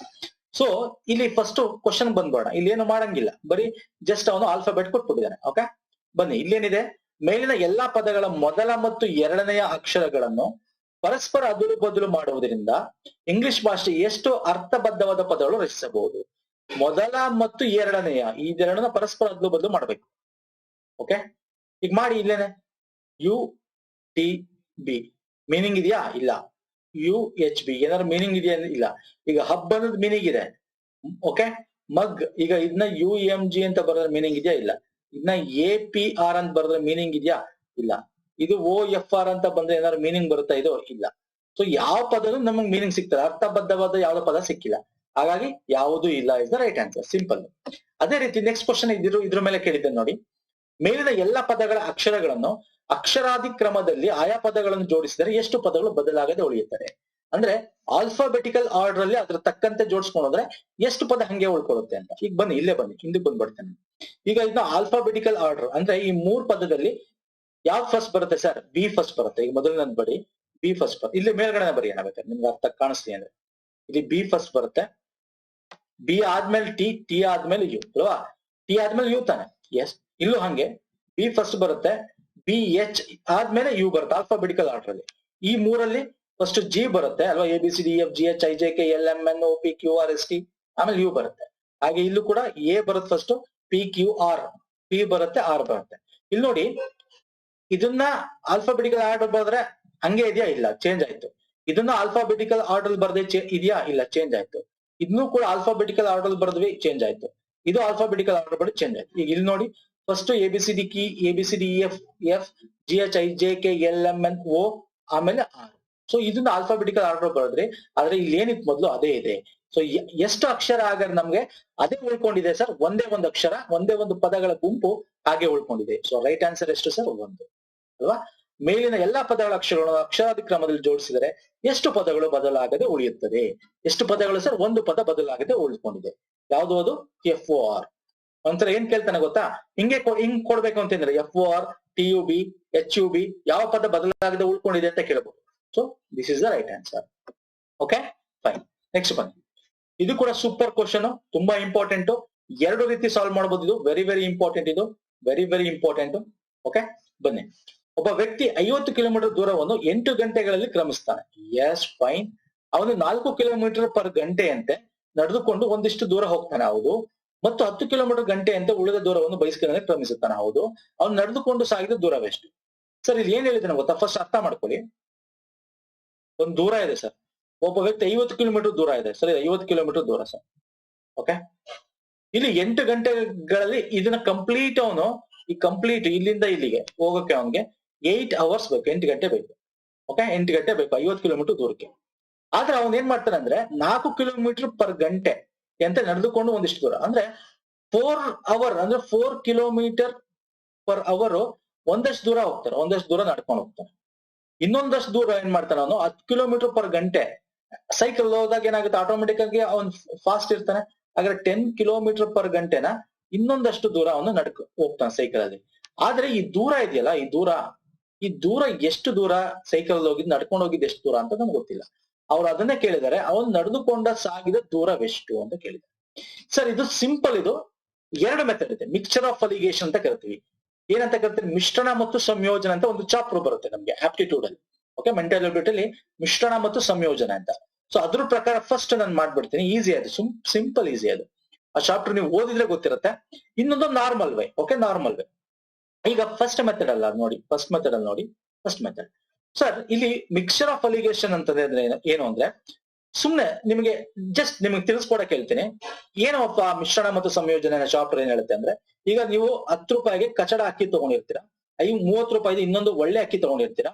ಇದೆರಡು ಮಿಕ್ಸ್ ಮಾಡ್ತೀರಾ ಸರ್. ಮಿಕ್ಸ್ ಮಾಡಿ ನೀವು ಮಾರಿದಾಗ ನಿಮ್ಗೆ ಲಾಭನೋ ನಷ್ಟನೋ ತೋರಿಸಿ ಅಂತ ಕರಿತೀವಿ. ಇದು ಮಿಕ್ಸ್ಚರ್ ಆಫ್ ಅಲಿಗೇಷನ್, ಮಿಶ್ರಣ ಮತ್ತು ಸಂಯೋಜನೆ ಅಂತ ಕರಿತೀವಿ. ಓಕೆ, ಅರ್ಥ ಆಯ್ತಲ್ವಾ? ಅಥವಾ ಹಾಲು 10 ಲೀಟರ್ ಹಾಲು ತಗೋತೀರಾ, 2 ಲೀಟರ್ ನೀರು ತಗೋತೀರಾ, ಮಿಕ್ಸ್ ಮಾಡ್ತೀರಾ. ಇದಕ್ಕೆ ನೀವು ಬೇರೆ ಬೆಲೆಯಲ್ಲಿ ಮಾಡ್ತೀರಾ. ಇಲ್ಲಿ 10 ರೂಪಾಯಿ ಪರ್ ಲೀಟರ್ ಇರುತ್ತೆ, ನೀವು ನಿಮ್ಗೆ ಫ್ರೀ ಆಗಿ ಸಿಗುತ್ತೆ. ಮಿಕ್ಸ್ ಮಾಡಿದಾಗ ನಿಮ್ಗೆ ಎಷ್ಟು ಲಾಭ ಬರುತ್ತೆ? ಇದು ಮಿಕ್ಸ್ಚರ್ ಆಫ್ ಅಲಿಗೇಷನ್ ಅಂತ ಕರಿತೀವಿ. ಆ ಮೆಥಡ್ ಅಲ್ಲಿ ಇದನ್ನ ಮಾಡೋದಾದ್ರೆ ಫಸ್ಟ್ ಏನ್ ಮಾಡ್ಬೇಕು ಅಂದ್ರೆ, ಇಲ್ಲಿ ನೋಡಿ, ಇದು ನೀವ್ ಏನೇ ಮಾಡಿ. ಈಗ ಫಾರ್ ಎಕ್ಸಾಂಪಲ್, ಈಗ ಒಂದು 4 ಕಿಲೋಮೀಟರ್ ಗಂಟೆಲಿ ನಡೀತಾನಲ್ವಾ ಸರ್, ಒಂದು 4 ಕಿಲೋಮೀಟರ್ ಪರ್ ಅವರ್, ಒಂದು ಗಂಟೆಯಲ್ಲಿ 4 ಕಿಲೋಮೀಟರ್ ನಡೀತೀವಿ. ಎಷ್ಟು ದೂರ ಗೊತ್ತಿಲ್ಲ. ಇದು ನಾ ಏನ್ ತಗೊಂಡಿರೋದು? ಸ್ಪೀಡ್, ವೇಗ ತಗೊಂಡಿರೋದು. ಓಕೆ, ಇನ್ನೊಂದ್ ಕಡೆ ಏನು 10 kilometre per hour, 10 kilometre per hour, ಇದು ಕೂಡ ಸ್ಪೀಡ್, ವೇಗ. ಸೊ ಇದೆರಡು ಇದ್ದಾಗ ಇಲ್ಲಿ ಮಧ್ಯದಲ್ಲಿ ನಾವು ಮಿಕ್ಸ್ ಮಾಡ್ತೇವಲ್ಲ, ಇಲ್ಲಿ ಒಂದು ಬರುತ್ತಲ್ಲ, ಅದು ಕೂಡ ಕಿಲೋಮೀಟರ್ ಪರ್ ಅವರ್ ಅಲ್ಲೇ ತಗೋಬೇಕು. ಆದ್ರೆ ನಮ್ಗೆ ಇಲ್ಲಿ ನೋಡಿ ಟೋಟಲ್ ಇದೆಯಲ್ಲ, ಟೋಟಲ್ 50 ಕಿಲೋಮೀಟರ್ ಇದೆ, 8 ಗಂಟೆ ಇದೆ ಟೋಟಲ್ ಪರ್ ಅವರ್. 1 ಗಂಟೆಗೆ ಎಷ್ಟು ದೂರ ನಡೀತಾನೆ ಅವನು? 1 ಗಂಟೆಗೆ 50 ಕಿಲೋಮೀಟರ್ ಕಂಪ್ಲೀಟ್ ದೂರ ಇದೆ, 8 ಗಂಟೆಲಿ ಹೋಗ್ತಾನೆ. ಅಂದ್ರೆ 1 ಅವರ್ ಎಷ್ಟು ಗಂಟೆಲಿ ಹೋಗ್ತಾನೆ? ಡಿವೈಡ್ ಬೈ 8 ಮಾಡ್ಬೇಕು. 8ರಿಂದ 50 ಹೋಗಲ್ಲ, ಯಾಕಂದ್ರೆ ಕಂಪ್ಲೀಟ್ ನಂಬರ್ ಇದು ಮಗ್ಗಿಯಲ್ಲ. 8ರಿಂದ ಬಾಗ್ಸ್ತಕ್ಕಂತ ಮಗ್ಗಿಯಲ್ಲ 50. 8 8 48 48 ಆಗುತ್ತೆ. ಸೊ ಹಾಗಾಗಿ ಇದನ್ನ ಏನ್ ಮಾಡ್ಬೋದು? 2ರಿಂದ ಭಾಗಿಸ್ಬೋದು, 25/4 ಹಿಂಗ್ ಬರ್ಕೋಬಹುದು. ಇದನ್ನು ಭಾಗಿಸಿದ್ರೆ ನಿಮ್ಗೆ ಫ್ರಾಕ್ಷನ್ ಬರುತ್ತೆ, ಪಾಯಿಂಟ್ ಅಂತ ಬರುತ್ತೆ. ಅದನ್ನ ಯಾವತ್ತೂ ಅವಾಯ್ಡ್ ಮಾಡಿ ಕ್ಯಾಲ್ಕುಲೇಷನ್ ಅಲ್ಲಿ. ಈಗ ನಾನು ಏನ್ ಮಾಡ್ಕೋಬಹುದು? ಇಲ್ಲಿಗೆ 2 ಮಿಕ್ಸ್ ಆಗಿರೋದು ಹಿಂಗ್ ಬರ್ಬೋದು. ಕಿಲೋಮೀಟರ್ ಪರ್ ಅವರ್ ಅಂತ. ಈಗ ಏನಾಗುತ್ತೆ ಗೊತ್ತಾ, ಇದು ಮತ್ತೆ ಇದು ಇದ್ರಲ್ಲಿ ದೊಡ್ಡದು ಯಾವ್ದು ಸರ್? ಇದು ದೊಡ್ಡದು. ಇದರಿಂದ ಇದನ್ನ ಕಳಿಬೇಕು. ಓಕೆ, ಹಿಂಗೆ ಬಂದ್ರೆ ಇದು ಇದ್ರಲ್ಲಿ ದೊಡ್ಡದು ಯಾವ್ದು ಸರ್? 25/4 ದೊಡ್ಡದಾಗುತ್ತೆ. ಯಾಕಳಿ 4 20 ಆಗುತ್ತೆ, 4 24 ಆಗುತ್ತೆ, 6 ಪಾಯಿಂಟ್ ಸಮಥಿಂಗ್ ಬರುತ್ತೆ. ಇಲ್ಲಿ 4 ಕಿಲೋಮೀಟರ್ ಯಾವ್ದು ದೊಡ್ಡದು? ಇದು ದೊಡ್ಡದು. ಹಾಗಾಗಿ ಇದು ಮತ್ತೆ ಇದ್ರಲ್ಲಿ ಇದನ್ನ ಕಳಿಬೇಕು.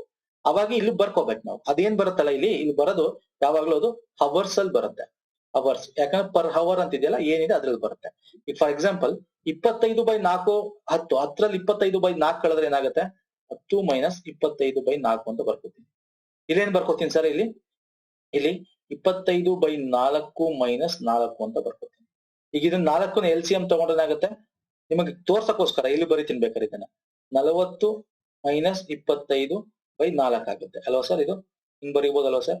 ಸೊ ಹಾಗಾಗಿ 40ಲ್ಲಿ 25 ಕಳೆದ್ರೆ 15, 15/4 ಅಂತ ಬರೀಬಹುದು ಅಲ್ವಾ ಸರ್? ಇದು ರೇಷಿಯೋ ಮೆಥಡ್ ಅಲ್ಲಿ. ಈ ಕಡೆ ನಾವು ಏನ್ ಮಾಡ್ತಾ ಇದೀವಿ? ಇದರಿಂದ ಇದನ್ನ ಕಳೀತಾ ಇದೀವಿ. ಇಲ್ಲೂ ಕೂಡ ಏನ್ ಮಾಡ್ಬೋದು? 4ನ್ನ ತಗೋದ್ರೆ 25 - 16/4 ಅಂತ ಬರ್ಕೋಬಹುದು. 25ರಲ್ಲಿ 16 ಕಳೆದ್ರೆ ಏನಾಗುತ್ತೆ ಸರ್? 4 9/4 ಅಂತ ಬರ್ಕೋಬಹುದು. ಇದು ನಮಗೆ ಬಂದಿರ್ತಕ್ಕಂಥದ್ದು ಅಲ್ವಾ? ಇದು ಬಂದಿರ್ತಕ್ಕಂಥದ್ದು. ಇದು ನೋಡಿ 4 4 ಕ್ಯಾನ್ಸಲ್ ಆಗೋಯ್ತು ಅಲ್ವಾ? ಕ್ಯಾನ್ಸಲ್ ಆಗೋಯ್ತು. 15 ಮತ್ತೆ 9 ಉಳಿತೀನಿ ಮೇಲ್ಗಡೆ ಅಲ್ವಾ? 15 9ನ್ನ ನೀವ್ ಹಿಂಗ್ ಬರೀಬಹುದಾ? 15:9 ಏನಿದೆ ಇದು 3ರಿಂದ ಭಾಗ ಆಗುತ್ತಲ್ವಾ? 3 3 9 3 5 15. ಸೊ 5:3 ಅಂತ ಬರೀಬಹುದಾ? 5:3 ಅಂತ ಬರೀಬಹುದು. ಇಲ್ಲಿ ಏನಾಗಿದೆ? ಈ 5 ಬಂದಿದೆಯಲ್ಲ, ಇದು 5 ಈ ಕಡೆ. ಈ 5 ನಮ್ಗೆ ಏನಾಗಿದೆ? ಅವರ್ ಗಂಟೆಲ್ ಬಂದಿರೋದು. ಇದು ಕೂಡ 3 ಕೂಡ ಗಂಟೆಲ್ ಬಂದಿರೋದು ಅವರ್. ಈಗ ನೋಡಿ ನಮ್ಗೆ ಏನ್ ಕೇಳಿದ್? ದೂರ ಕೇಳಿದಾನೆ.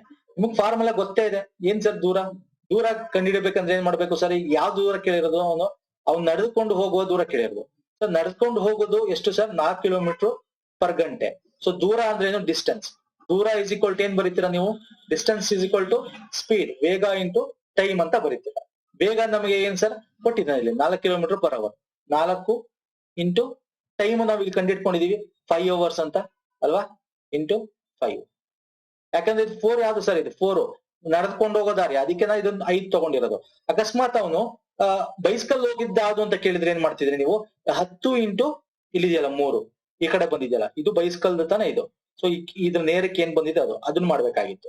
ಸೊ 5 4 20 ಕಿಲೋಮೀಟರ್ ಇದೆ ಸರ್, ಇಲ್ಲಿದೆ. So this is the right answer. ಇದನ್ನ ನಾನು ಡೀಟೇಲ್ ಆಗಿ ಮಾಡಕ್ಕೋಸ್ಕರ ನಿಮ್ಗೆ ಇಷ್ಟೊಂದು ಬರ್ತಿದ್ದೀನಿ. ಇದನ್ನ ಒಂದೇ ಲೈನ್ ಅಲ್ಲಿ ಬರೀಬಹುದು. ಅಂದ್ರೆ ಇದಿಷ್ಟು ಮಾತ್ರ ಬರ್ಕೊಂಡು ನಾವು ಸಾಲ್ವ್ ಮಾಡ್ಕೊಂಡ್ ಬರ್ಬೋದು. ಅಕಸ್ಮಾತ್ ಅವನೇನಾದ್ರು ಬೈಸ್ಕಲ್ ಹೋಗೋ ದೂರ ಕೇಳಿದ್ರೆ ಅವ್ನ ಏನ್ ಮಾಡ್ಬೇಕಾಯ್ತು ನೀವು? ಡಿಸ್ಟೆನ್ಸ್ ಇಸ್ ಈಕ್ವಲ್ ಟು, ಅಂದ್ರೆ ದೂರ ಇಸ್ ಈಕ್ವಲ್ ಟು ಇಲ್ಲಿ 10 ಇಂಟು 3 ಮಾಡ್ಕೋಬೇಕಾಗಿತ್ತು. 10 ಇಂಟು 3 ಮಾಡಿದ್ರೆ 30 ಕಿಲೋಮೀಟರ್ ಬರ್ತಾ ಇತ್ತು. ಸೊ ಬೈಸ್ಕಲ್ ಅಲ್ಲಿ 30 ಕಿಲೋಮೀಟರ್ ಹೋಗ್ತಿದ್ದ. ಡಿಸ್ಟೆನ್ಸ್ ಇದ್ರಲ್ಲಿ ಎಷ್ಟು ಕಿಲೋಮೀಟರ್ ಹೋಗ್ತಿದ್ದ? ನಡ್ಕೊಂಡು 20 ಕಿಲೋಮೀಟರ್ ಹೋಗ್ತಿದ್ದ. ಟೋಟಲ್ ಎಷ್ಟು ಸರ್? 50 ಕಿಲೋಮೀಟರ್ ಹೋಗಿದ್ದಾನ. ಇಲ್ಲ 50 ಕಿಲೋಮೀಟರ್ ಹೋಗಿದ್ದಾನ ಟೋಟಲ್? ಎಸ್. ಅರ್ಥ ಆಯ್ತಲ್ಲ? ಇದು ಮಿಕ್ಸರ್ ಆಫ್ ಅಲಿಗೇಷನ್ ಮೆಥಡ್. ಈಗ ಸೆಕೆಂಡ್ ಮೆಥಡ್ ನಾನು ಇಲ್ಲೇ ಮಾಡ್ತೀನಿ. ನಿಮ್ಗೆ ಗೊತ್ತಿಲ್ಲ ಅಲ್ವಾ? ಇಲ್ಲಿ ನಮ್ಗೆ ಏನ್ ಕೊಟ್ಟಿದ್ದಾನೆ ಸರ್? ಏನಿದೆ ಸರ್ ಇಲ್ಲಿ? ನಮ್ಗೆ ಏನು ಗೊತ್ತಿಲ್ಲ ಇಲ್ಲಿ. ಆದ್ರೆ ಟೋಟಲ್ ಟೈಮ್ ಅಂತ ಕೊಟ್ಬಿಟ್ಟಿದ್ದಾನೆ. ನಮಗ್ ಟೋಟಲ್ ಟೈಮ್ ಅಂತ ಗೊತ್ತಿದೆ. ಹಾಗಾದ್ರೆ ಟೋಟಲ್ ಟೈಮ್ ಅಂದ್ರೆ ಏನು ಸರ್? T1 + T2 ಅಲ್ವಾ? ನಡ್ಕೊಂಡು ಹೋಗಿದ್ ದೂರ, ಅವನು ಬೈಸ್ಕಲ್ ಹೋಗಿದ್ ದೂರ 8 ಗಂಟೆ ಅಂತ ಬರ್ಕೋಬಹುದು.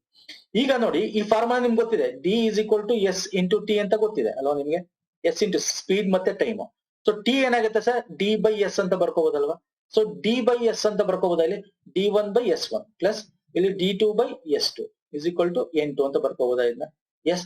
ಇಲ್ಲಿ ಡಿಸ್ಟೆನ್ಸ್ ಗೆ ನೀವೇನ್ ಮಾಡ್ಕೋಬಹುದು? ನಮ್ಗೆ ಏನ್ ಕೇಳಿದ್ದಾನೆ? ಅವ್ನು ನಡ್ಕೊಂಡು ಹೋಗೋ ದೂರ ಕೇಳಿರೋದು.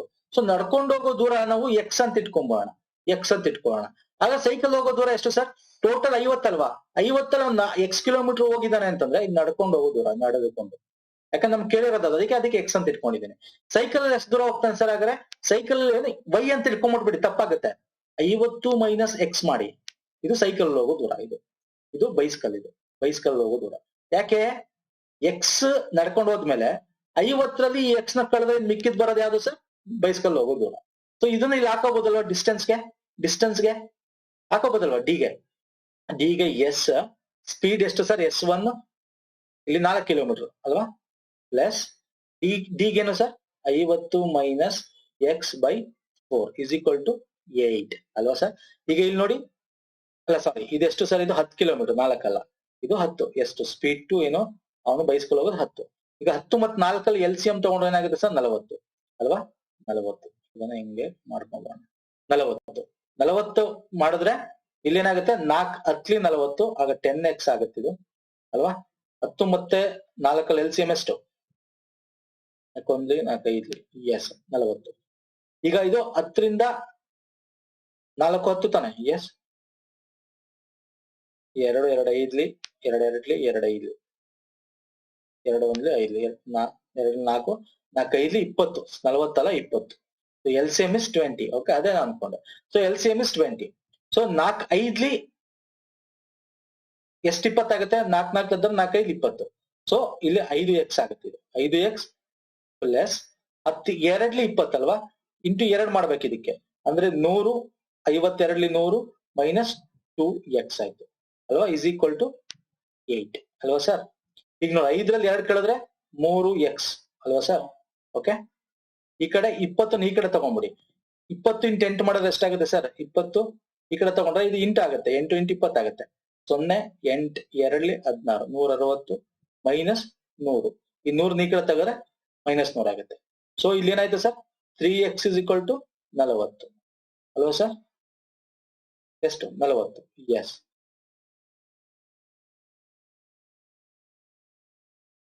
5 4 20 12 40. So X is equal to ಏನಾಗುತ್ತೆ ಸರ್? ಇಲ್ಲಿ ಏನೋ ಮಿಸ್ ಹೊಡಿತಾ ಇದೆಯಲ್ಲ. 10 20 ಓಕೆ 5 5x ಇಂಟು 2 100. ಓಕೆ, ಇಲ್ಲಿ ಮಲ್ಟಿಪ್ಲಿಕೇಶನ್ ಆದಾಗ 50 ಮೈನಸ್ ಎಕ್ಸ್ ಇರೋದಕ್ಕೆ ಎಷ್ಟು ಮಲ್ಟಿಪ್ಲಿಕೇಶನ್ ಮಾಡ್ಬೇಕು? 10 2 20 ಆಗುತ್ತೆ.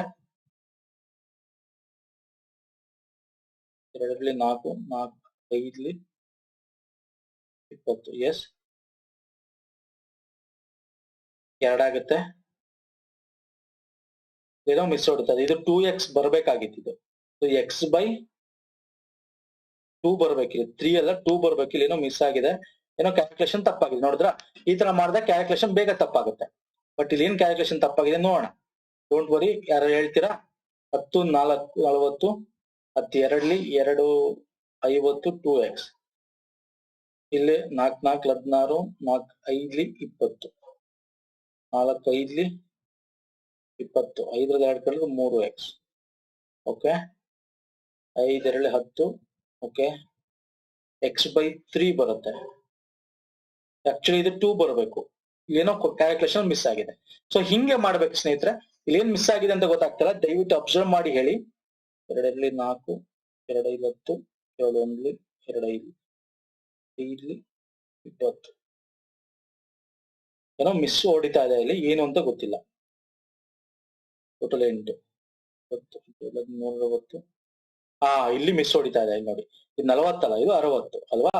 160 100 ಕಳೆದ್ರೆ 60. ಎಸ್, ಸೊ 60 ಬೈ 3 ಆಯ್ತು. So X is equal to ಏನಾಯ್ತು ಸರ್? 3 1 3 20 ಬಂತ 20. So X is equal to 20. ನಡ್ಕೊಂಡು ಹೋಗೋದು ದೂರ ಎಕ್ಸ್ ಇಸ್ ಈಕ್ವಲ್ ಟು 20 ಬಂತಾ. So 20 is the right answer. See this is the second method. So ನಿಮ್ಗೆ ಯಾವ್ದು ಇಷ್ಟ ಆಗುತ್ತೆ ಅದು ಮಾಡಿ. ಮಿಕ್ಸ್ಚರ್ ಆಫ್ ಅಲಿಗೇಷನ್ ಬಗ್ಗೆ ನಿಮ್ಗೆ ಬೇಕು ಅಂದ್ರೆ ಸಪರೇಟ್ ಚಾಪ್ಟರ್ ಮಾಡೋಣ. ಕಮೆಂಟ್ ಸೆಕ್ಷನ್ ಅಲ್ಲಿ ಕಮೆಂಟ್ ಬಂದ್ರೆ ಅದ್ರ ಬಗ್ಗೆ ನಾನು ಜಾಸ್ತಿ ಮಾಡ್ತೀನಿ. ಓಕೆ ಸರ್, ಈಸಿ ಮೆಥಡ್ ನೋಡಿದ್ರ. ಕ್ಯಾಲ್ಕುಲೇಷನ್ ಮಿಸ್ ಆಗುತ್ತೆ ಸ್ನೇಹಿತರೆ. ಎಕ್ಸಾಮ್ ಹಾಲಲ್ಲಿ ಹಿಂಗೆ ಆಗೋದು. ನಾನು ನಿಮ್ಗೆ ತೋರಿಸ್ತಾ ಇರೋದು ಏನಕ್ಕೆ ಅಂದ್ರೆ ಎಕ್ಸಾಮ್ ಅಲ್ಲಿ ಕ್ಯಾಲ್ಕುಲೇಷನ್ ಕಮ್ಮಿ ಮಾಡ್ಬೇಕು. ಅದಕ್ಕೆ ನಾನು short method, easy method, conventional method ಅಲ್ಲಿ ಹೇಳ್ಕೊಡೋದು. ಇದ್ರಲ್ಲಿ ನೋಡಿ ಈ ತರ ಪ್ರಾಬ್ಲಮ್ ಆಗದೇ ಇಲ್ಲ.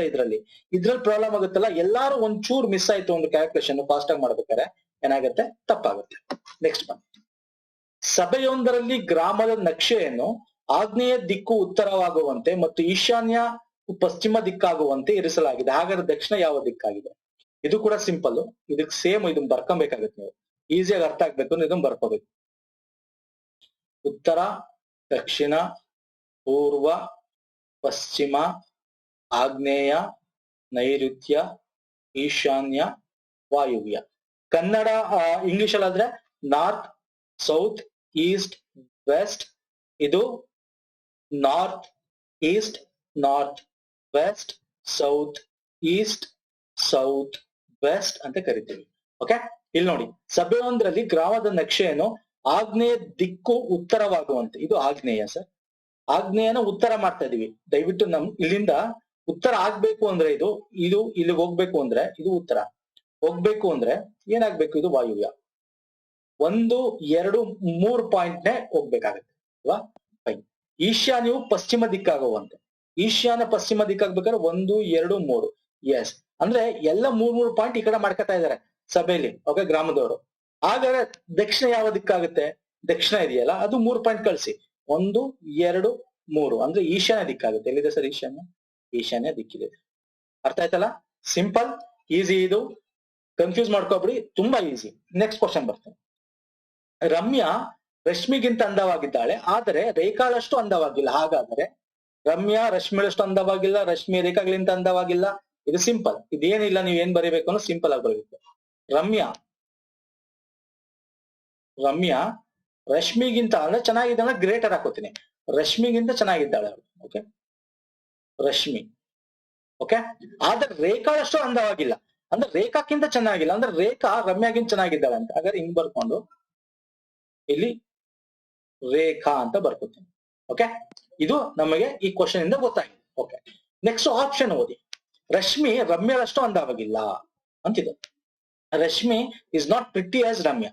ರಶ್ಮಿ ರಮ್ಯಾಳಷ್ಟು ಅಂದವಳು. ಹೌದು ಸರ್, ರಮ್ಯಾ ಅಷ್ಟು ಅಂದವಾಗಿಲ್ಲ, ಯಾಕಂದ್ರೆ ಅವಳಕ್ಕಿಂತ ಕಮ್ಮಿ ಇದ್ದಾಳೆ. ಹೌದು, ಕ್ವಶನ್ ಅಲ್ಲೂ ಅದೇ ಕೊಟ್ಟಿದ್ದಾರೆ. ಎಸ್, ಇದು ಕರೆಕ್ಟ್. ನೆಕ್ಸ್ಟ್ ಬನ್ನಿ. ರಶ್ಮಿ ರೇಖಾಗಳಿಂತ ಅಂದವಾಗಿದ್ದಾಳೆ. ರಶ್ಮಿ ರೇಖಾಗಿಂತ ಅಂದವಾಗ ಸಾಧ್ಯನೇ ಇಲ್ಲ. ಯಾಕೆ ಹೇಳಿ? ರೇಖಾ ರಮ್ಯಾಗಿಂತ ಅಂದವಾಗಿದ್ದಾಳೆ ಅಂದ್ಮೇಲೆ ರಶ್ಮಿ ರಮ್ಯಾಗಿಂತ ಕಮ್ಮಿ ಇದ್ದಾಳೆ ಅಂದ್ಮೇಲೆ ಸಾಧ್ಯನೇ ಇಲ್ಲ. ಸೊ ಹಾಗಾಗಿ ತಪ್ಪು. ರೇಖಾ ರಮ್ಯಾಳಷ್ಟು ಅಂದವಾಗಿಲ್ಲ, ರೇಖಾ ರಮ್ಯಾಗಿಂತ ಅಂದವಾಗಿಲ್ಲ ಅಂತ ಹೆಂಗ್ ಹೇಳ್ತೀರಾ? ಕ್ವಶನ್ ಅಲ್ಲಿ ಹೇಳ್ಬಿಟ್ಟಿದ್ದಾಳಲ್ಲ. ರೇಖಾಳಷ್ಟು ರಮ್ಯಾ ಅಂದವಾಗಿಲ್ಲ, ಆದ್ರೆ ರೇಖಾ ರಮ್ಯಾಗಿಂತ ಅಂದವಾಗಿದ್ದಾಳೆ ಅಂತ ಅರ್ಥ. ನೋಡಿ, ರಮ್ಯಾ ರಶ್ಮಿಗಿಂತ ಅಂದವಾಗಿದ್ದಾಳೆ, ಆದ್ರೆ ರೇಖಾಳಷ್ಟು ಅಂದವಾಗಿಲ್ಲ, ಅಂದ್ರೆ ರೇಖಾಗಿಂತ ರಮ್ಯಾ ಕಮ್ಮಿ ಅಂತ ಅರ್ಥ. ಆದ್ರೆ ಇಲ್ಲಿ ರೇಖಾ ರಮ್ಯಾಳಷ್ಟು ಅಂದವಾಗಿಲ್ಲ ಅಂತ ಕೊಟ್ಬಿಟ್ಟಿದ್ದಾರೆ, ಅಂದ್ರೆ ಇದು ತಪ್ಪು. ಓಕೆ, ರಮ್ಯಾ ರೇಖಾಗಿಂತ ಅಂದವಾಗಿದ್ದಾಳೆ. ರಮ್ಯಾ ರೇಖಾಗಿಂತ ಅಂದವಾಗಿದ್ದಾಳೆ? ಇಲ್ಲ, ರೇಖಾ ರಮ್ಯಾಗಿಂತ ಅಂದವಾಗಿದ್ದಾಳೆ. ಅದಕ್ಕೆ ನಾನು ಗ್ರೇಟರ್ ಸೈನ್ ಹಾಕೊಂಡಿರೋದು. ನಮ್ ಕ್ವಶನ್ ಅಲ್ಲಿ ಏನ್ ಕೊಟ್ಟಿರೋ ಅದ್ರ ಪ್ರಕಾರ ನಾವು ಹೋಗ್ಬೇಕು. ಹಾಗಾದ್ರೆ ಇದು ತಪ್ಪು. ಇಲ್ಲಿ ಯಾವ್ದು ಸರಿಯಾಗಿದ್ದು? ಮೊದಲನೇ ಆಪ್ಷನ್ ಸರಿಯಾಗಿತ್ತು. ಸೊ ರೈಟ್ ಆನ್ಸರ್ ಇದು. ಸೊ ಯಾವ್ದು ಕರೆಕ್ಟು? ನಮ್ಗೆ ಕೊಟ್ಟಿರೋ ಕ್ವಶನ್ ಪ್ರಕಾರ ಮೊದಲನೇ ಆಪ್ಷನ್ ಕರೆಕ್ಟ್. ರಶ್ಮಿ ರಮ್ಯಾಳಷ್ಟು ಅಂದವಾಗಿಲ್ಲ. ಹೌದು, ರಶ್ಮಿ ರಮ್ಯಾಳಷ್ಟು ಅಂದವಾಗಿಲ್ಲ, ಅವಳಕ್ಕಿಂತ ಕಮ್ಮಿ ಇದ್ದಾಳೆ. ಇಲ್ಲೇ ನೋಡಿ, ರಶ್ಮಿಗಿಂತ ರಮ್ಯಾ ಅಂದವಾಗಿದ್ದಾಳೆ ಅಂದ್ರೆ ಅರ್ಥ ರಶ್ಮಿ ರಮ್ಯಾಳಷ್ಟು ಅಂದವಾಗಿಲ್ಲ ಅಂತ. ಸೊ ಮೊದಲನೇದು ಕರೆಕ್ಟ್ ಆನ್ಸರ್. ನೆಕ್ಸ್ಟ್ ಬನ್ನಿ, ಇರುತ್ತೆ ಅಲ್ಲಿ ನೀವು ತಗೋಬಹುದು. Fine sir. ಇಲ್ಲಿ ಫಸ್ಟ್ ಕ್ವಶನ್ ಬರ್ತೀನಿ. ಇಲ್ಲಿ ನಿಮ್ಗೆ ಇಂಗ್ಲಿಷ್ ಅಲ್ಲಿ ಕೂಡ ಇದೆ. ಫಸ್ಟ್ ಕ್ವಶನ್ ಇಂಗ್ಲಿಷ್ ಅಲ್ಲಿ ಇದೆ. ಇಲ್ಲಿ ಏನಿದೆ ಫಸ್ಟ್ ಓದ್ಬಿಡಿ. ಒಂದು PQRSTUVW ರವರು ಒಂದು ರೌಂಡ್ ಟೇಬಲ್ ನ ಸುತ್ತ ಅದೇ ಕ್ರಮದಲ್ಲಿ, ವೆರಿ ಇಂಪಾರ್ಟೆಂಟ್ ಇದೆ, ಅದೇ ಕ್ರಮ ಅಂದ್ರೆ ಸೇಮ್ ಆರ್ಡರ್. ಇಲ್ಲಿ ನೋಡಿ, ಸೇಮ್ ಆರ್ಡರ್ ಅಲ್ಲಿ ಸಮಾನಾಂತರ ಅಂತರದಲ್ಲಿ ಗುಂಪು ಚರ್ಚೆಗೆ ಕುಳಿತಿರುತ್ತಾರೆ. ಅವರ ಸ್ಥಾನಗಳನ್ನು ಪ್ರದಕ್ಷಿಣವಾಗಿವೆ. ಬಿಯು ಉತ್ತರ ದಿಕ್ಕಿ ಕುಳಿತಿದ್ರೆ ಎಸ್ತ ಸ್ಥಾನ ಏನಾಗಿರುತ್ತದೆ? ಸರ್ ಯೂಶಲಿ ಇಂಥ ಪ್ರಶ್ನೆ ನಮ್ಮ ಬ್ಯಾಂಕಿಂಗ್ ಎಲ್ಲ 4 ರಿಂದ 5 ಕ್ವಶನ್ಸ್ ಬರ್ತವೆ.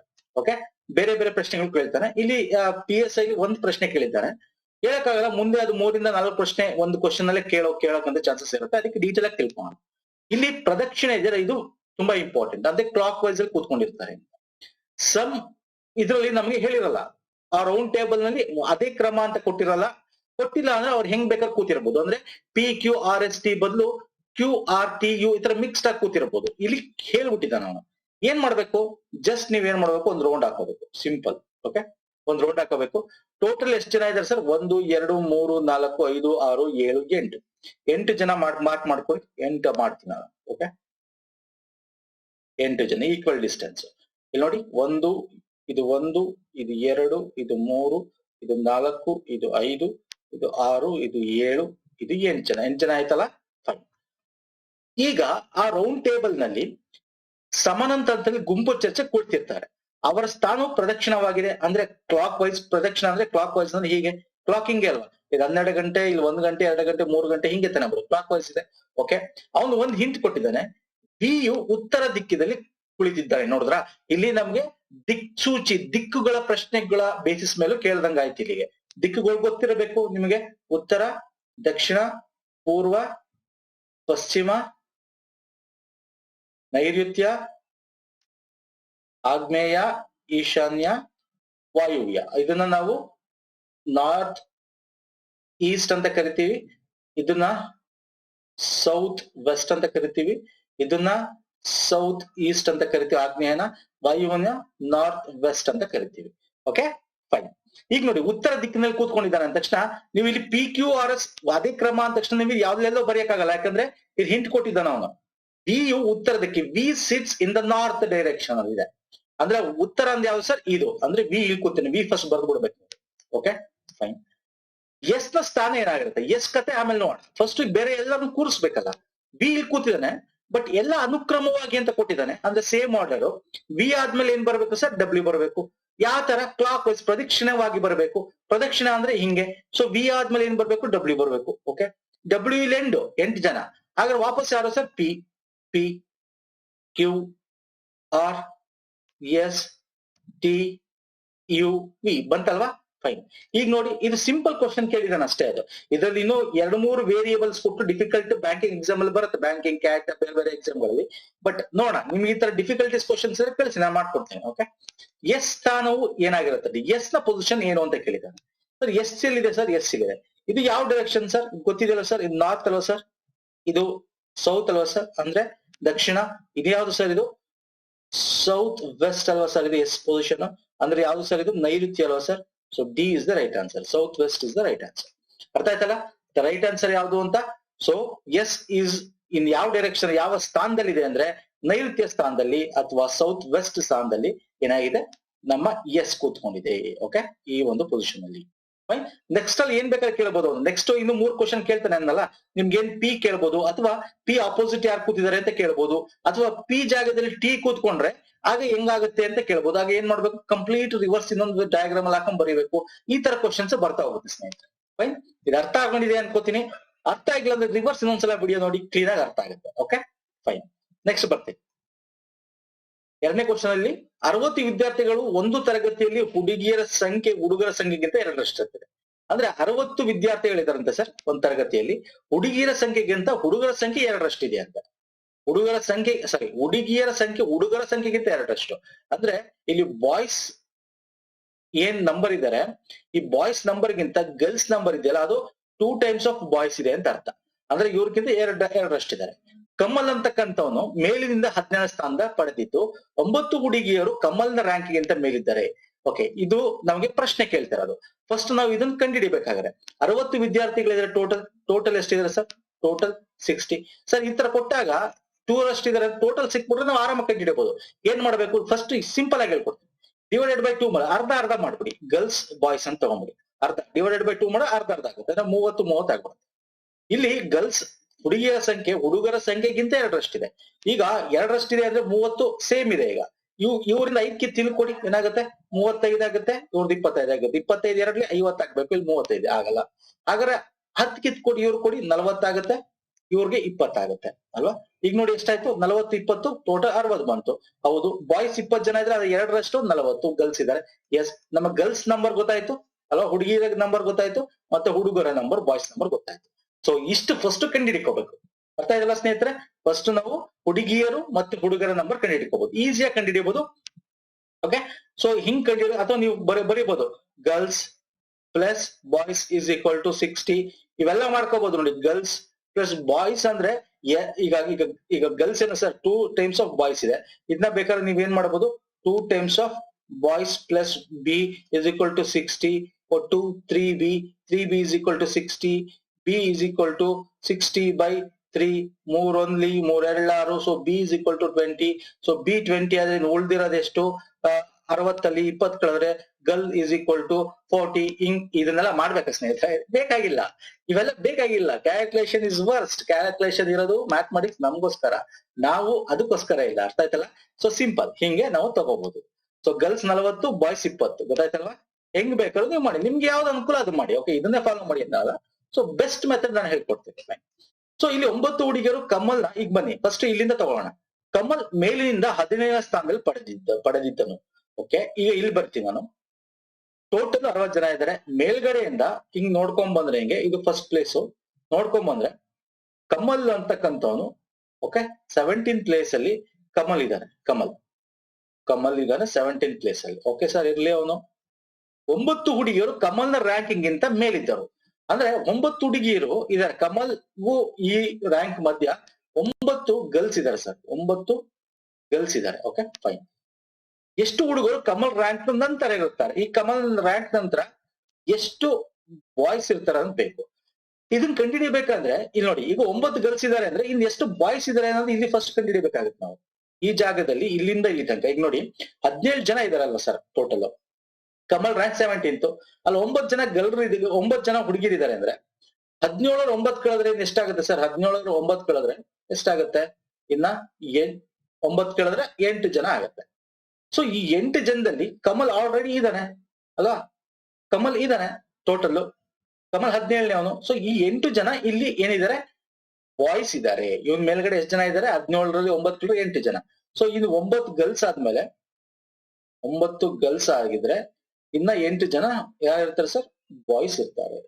ಸೊ 8 ಜನ ಇವನ್ಕಿಂತ ಮೇಲ್ಗಡೆ ಬಾಯ್ಸ್ ಇದ್ರೆ 8 ಜನ ಬಾಯ್ಸ್ ಇದ್ರೆ ಓಕೆ, ಇವನ್ ಕೆಳಗಡೆ ಅಂದ್ರೆ ಟೋಟಲ್ ಬಾಯ್ಸ್ ಎಷ್ಟಿದ್ದಾರೆ ಸರ್? ಇಲ್ಲಿ 20 ಜನ ಇದ್ದಾರೆ ಸರ್ ಟೋಟಲ್ ಬಾಯ್ಸ್. ಸರ್ 20 ಜನ ಬಾಯ್ಸ್ ಇದ್ಮೇಲೆ 8 ಜನ ಇಲ್ಲೇ ಇದ್ರೆ ಮೇಲ್ಗಡೆ, ಇನ್ ಇವನ್ ಕೆಳಗಡೆ ಎಷ್ಟು ಜನ ಇರ್ತಾರೆ ಸರ್? 8 20ರಲ್ಲಿ 8 ಕಳೆದ್ರೆ ಎಷ್ಟಾಗುತ್ತೆ ಸರ್? 12. ಸೊ ಟೋಟಲ್ ಬಾಯ್ಸ್ ಇವನ್ ನಂತರ ಎಷ್ಟಿರ್ತಾರೆ ಸರ್? ಎಷ್ಟು ಹುಡುಗರು ಕಮಲ್ ರ್ಯಾಂಕ್ ನಂತರ ಇರುತ್ತಾರೆ ಅಂದ್ರೆ 12 ಜನ. ಓಕೆ, ಸಿಂಪಲ್ ಕ್ವಶನ್ ಇದು, ಅರ್ಥ ಆಗಿದೆ ಅನ್ಕೋತೀನಿ. ಸೊ ಇಲ್ಲಿ ಕಂಡಿಡಿಯೋದು ಗರ್ಲ್ಸ್ ಎಷ್ಟು ಜನ, ಬಾಯ್ಸ್ ಎಷ್ಟು ಜನ ಅಂತ. ಆಮೇಲೆ ಕಮಲ್ ರ್ಯಾಂಕ್ ಕೊಟ್ಟಿರ್ತಾರೆ, ಅವ್ನ್ ಮುಂಚೆ 9 ಜನ ಹುಡುಗಿರಿದ್ದಾರೆ ಅಂದ್ರೆ ಇನ್ 8 ಜನ ಬಾಯ್ಸ್ ಇರ್ತಾರೆ ಅಂತ ಅರ್ಥ. ಓಕೆ, ಹಾಗಾದ್ರೆ ಅವ್ನ ಕೆಳಗಡೆ ಎಷ್ಟು ಜನ ಇರ್ತಾರೆ ಅಂದ್ರೆ ಇಲ್ಲಿ 8 ಜನ ಬಾಯ್ಸ್ ಅಂದ್ರೆ ಇವನು ಸೇರಿ, ಓಕೆ ಅರ್ಥ ಮಾಡ್ಕೊಳ್ಳಿ, 17ನೇ ಇವನು ಸೇರಿ, ಇವನು ಕಮಲ್ ಅನ್ನೋ ಹುಡುಗ, ಇವನು ಸೇರಿ 8 ಜನ ಬಾಯ್ಸ್, ಇವನ್ ಮೇಲ್ಗಡೆ ಇವನು ಸೇರಿ, ಇವನ್ ಕೆಳಗಡೆ ಕೇಳಿರೋದಲ್ವಾ ಎಷ್ಟು ಹುಡುಗರು ಕಮಲ್ ರ್ಯಾಂಕ್ ನಂತರ ಇರ್ತಾರಂತ. ಇವನ್ ನಂತರ ಎಷ್ಟು ಜನ ಇರ್ತಾರೆ? 12 ಜನ ಇರ್ತಾರೆ. So right answer 12. C is the right answer. Yes sir, ಅರ್ಥ ಆಗಿದೆ ಅನ್ಕೋತೀನಿ. Okay, so any doubts you can ask me in the comment section. Okay, next ಬರೋಣ. 3ನೇ ಕ್ವಶನ್ ಇವತ್ತೊಂದು ಸಿಂಪಲ್. ಇದು ಕೂಡ ಒಂದು ಕೋಡ್ ನಲ್ಲಿ ಮದರ್ ಅನ್ನು ONHURF ಎಂದು ಬರೆಯಲಾಗಿದೆ. ಹಾಗಾದ್ರೆ ಆನ್ಸರ್ ಅನ್ನು ಯಾವ ರೀತಿಯಲ್ಲಿ ಬರೆಯಬಹುದು ಸರ್? ಜಸ್ಟ್ ನೀವು ಕಂಪೇರ್ ಮಾಡಿ. ಓಕೆ, ಎಂ ಇರೋದು O ಆಗಿದೆ, O ಇರೋದು N ಆಗಿದೆ, T ಇರೋದು H ಆಗಿದೆ, H ಇರೋದು U ಆಗಿದೆ. ಇಲ್ಲಿ ಸಮಥಿಂಗ್ ಏನಾಗ್ತದೆ ಅಂದ್ರೆ ಈ ನಂಬರ್ ನೋಡಿ, ಅಬ್ಸರ್ವ್ ಮಾಡಿ. ನೀವ್ ಏನ್ ಮಾಡ್ಬೋದು ಗೊತ್ತಾ? ನಾನು ಯೂಶಲಿ ಇಲ್ಲಿ ಬರ್ಕೋತೀನಿ, ನಿಮ್ಗೆ ಎಲ್ಲಾ ವಿಡಿಯೋ ತೋರಿಸಿರ್ತೇನೆ. ABCDEFGHIJKLMN ಅಂತ ಇಲ್ಲಿ ಬರ್ಕೋತೀನಿ ಕೆಳಗಡೆ ಅಲ್ವಾ? 1 2 3 ಅಂತ ಆತರ ಬರ್ಕೋಬೇಕು. ಈ ತರ ಒಂದ್ 3-4 ಕ್ವಶನ್ಸ್ ಇದೆ, ಆತರ ಬರ್ಕೊಂಡಾಗ ನಿಮ್ಗೆ ಈಸಿ ಆಗುತ್ತೆ. ಇಲ್ಲಿ ನಾನು ಬರ್ಕೊಟ್ಟಿಲ್ಲ, ಯಾಕಂದ್ರೆ ಇದು ಈಸಿ ಕ್ವಶನ್. ಯಾಕೆ ಈಸಿ ಕ್ವಶನ್ ನೋಡಿ? O ಇದೆ, O ಕಾಣಿಸ್ತಾರೆ ನನಗೆ. ಇಲ್ಲಿ R ಇದೆ, ಇಲ್ಲೂ R ಕಾಣಿಸ್ತಾ ಇದೆ. ಯಾಕೆ ಹಿಂಗಾಗಿರ್ಬಾರ್ದು ಅಂತ ಸುಮ್ನೆ ನಾನು ಐಡಿಯಾ ಓಡಿಸ್ತೆ, ಆಗ ಅದು ಕರೆಕ್ಟ್ ಆಗಿದೆ ನೋಡಿ. O ಇರೋದ್ನ ಇಲ್ಲಿಗೆ ತಂದಿದ್ದಾನೆ, O ಇರೋದ್ನ ಇಲ್ಲಿಗೆ. ಓಕೆ, ಎಂ ಆದ್ಮೇಲೆ ಯಾವ ಲೆಟರ್ ಸರ್? ಎನ್. ಅಂದ್ರೆ ಇದೆರಡನ್ನ ಅದ್ಲು ಬದ್ಲು ಮಾಡಿದ್ದಾನೆ. MO ನ OM ಮಾಡ್ಬೇಕು. ಈಗ MO ನ OM ಮಾಡ್ಬೇಕು, ಬಟ್ M ನಂತರದ ಲೆಟರ್ ಬರ್ತಿದ್ದಾರೆ ಎನ್. ಹಾಗೆ ನೆಕ್ಸ್ಟ್ ಲೆಟರ್ ನೋಡಿ, H ನ T ಜಾಗಕ್ಕೆ ತಂದಿದ್ದಾನೆ. T ಆದ್ಮೇಲೆ ಏನ ಸರ್?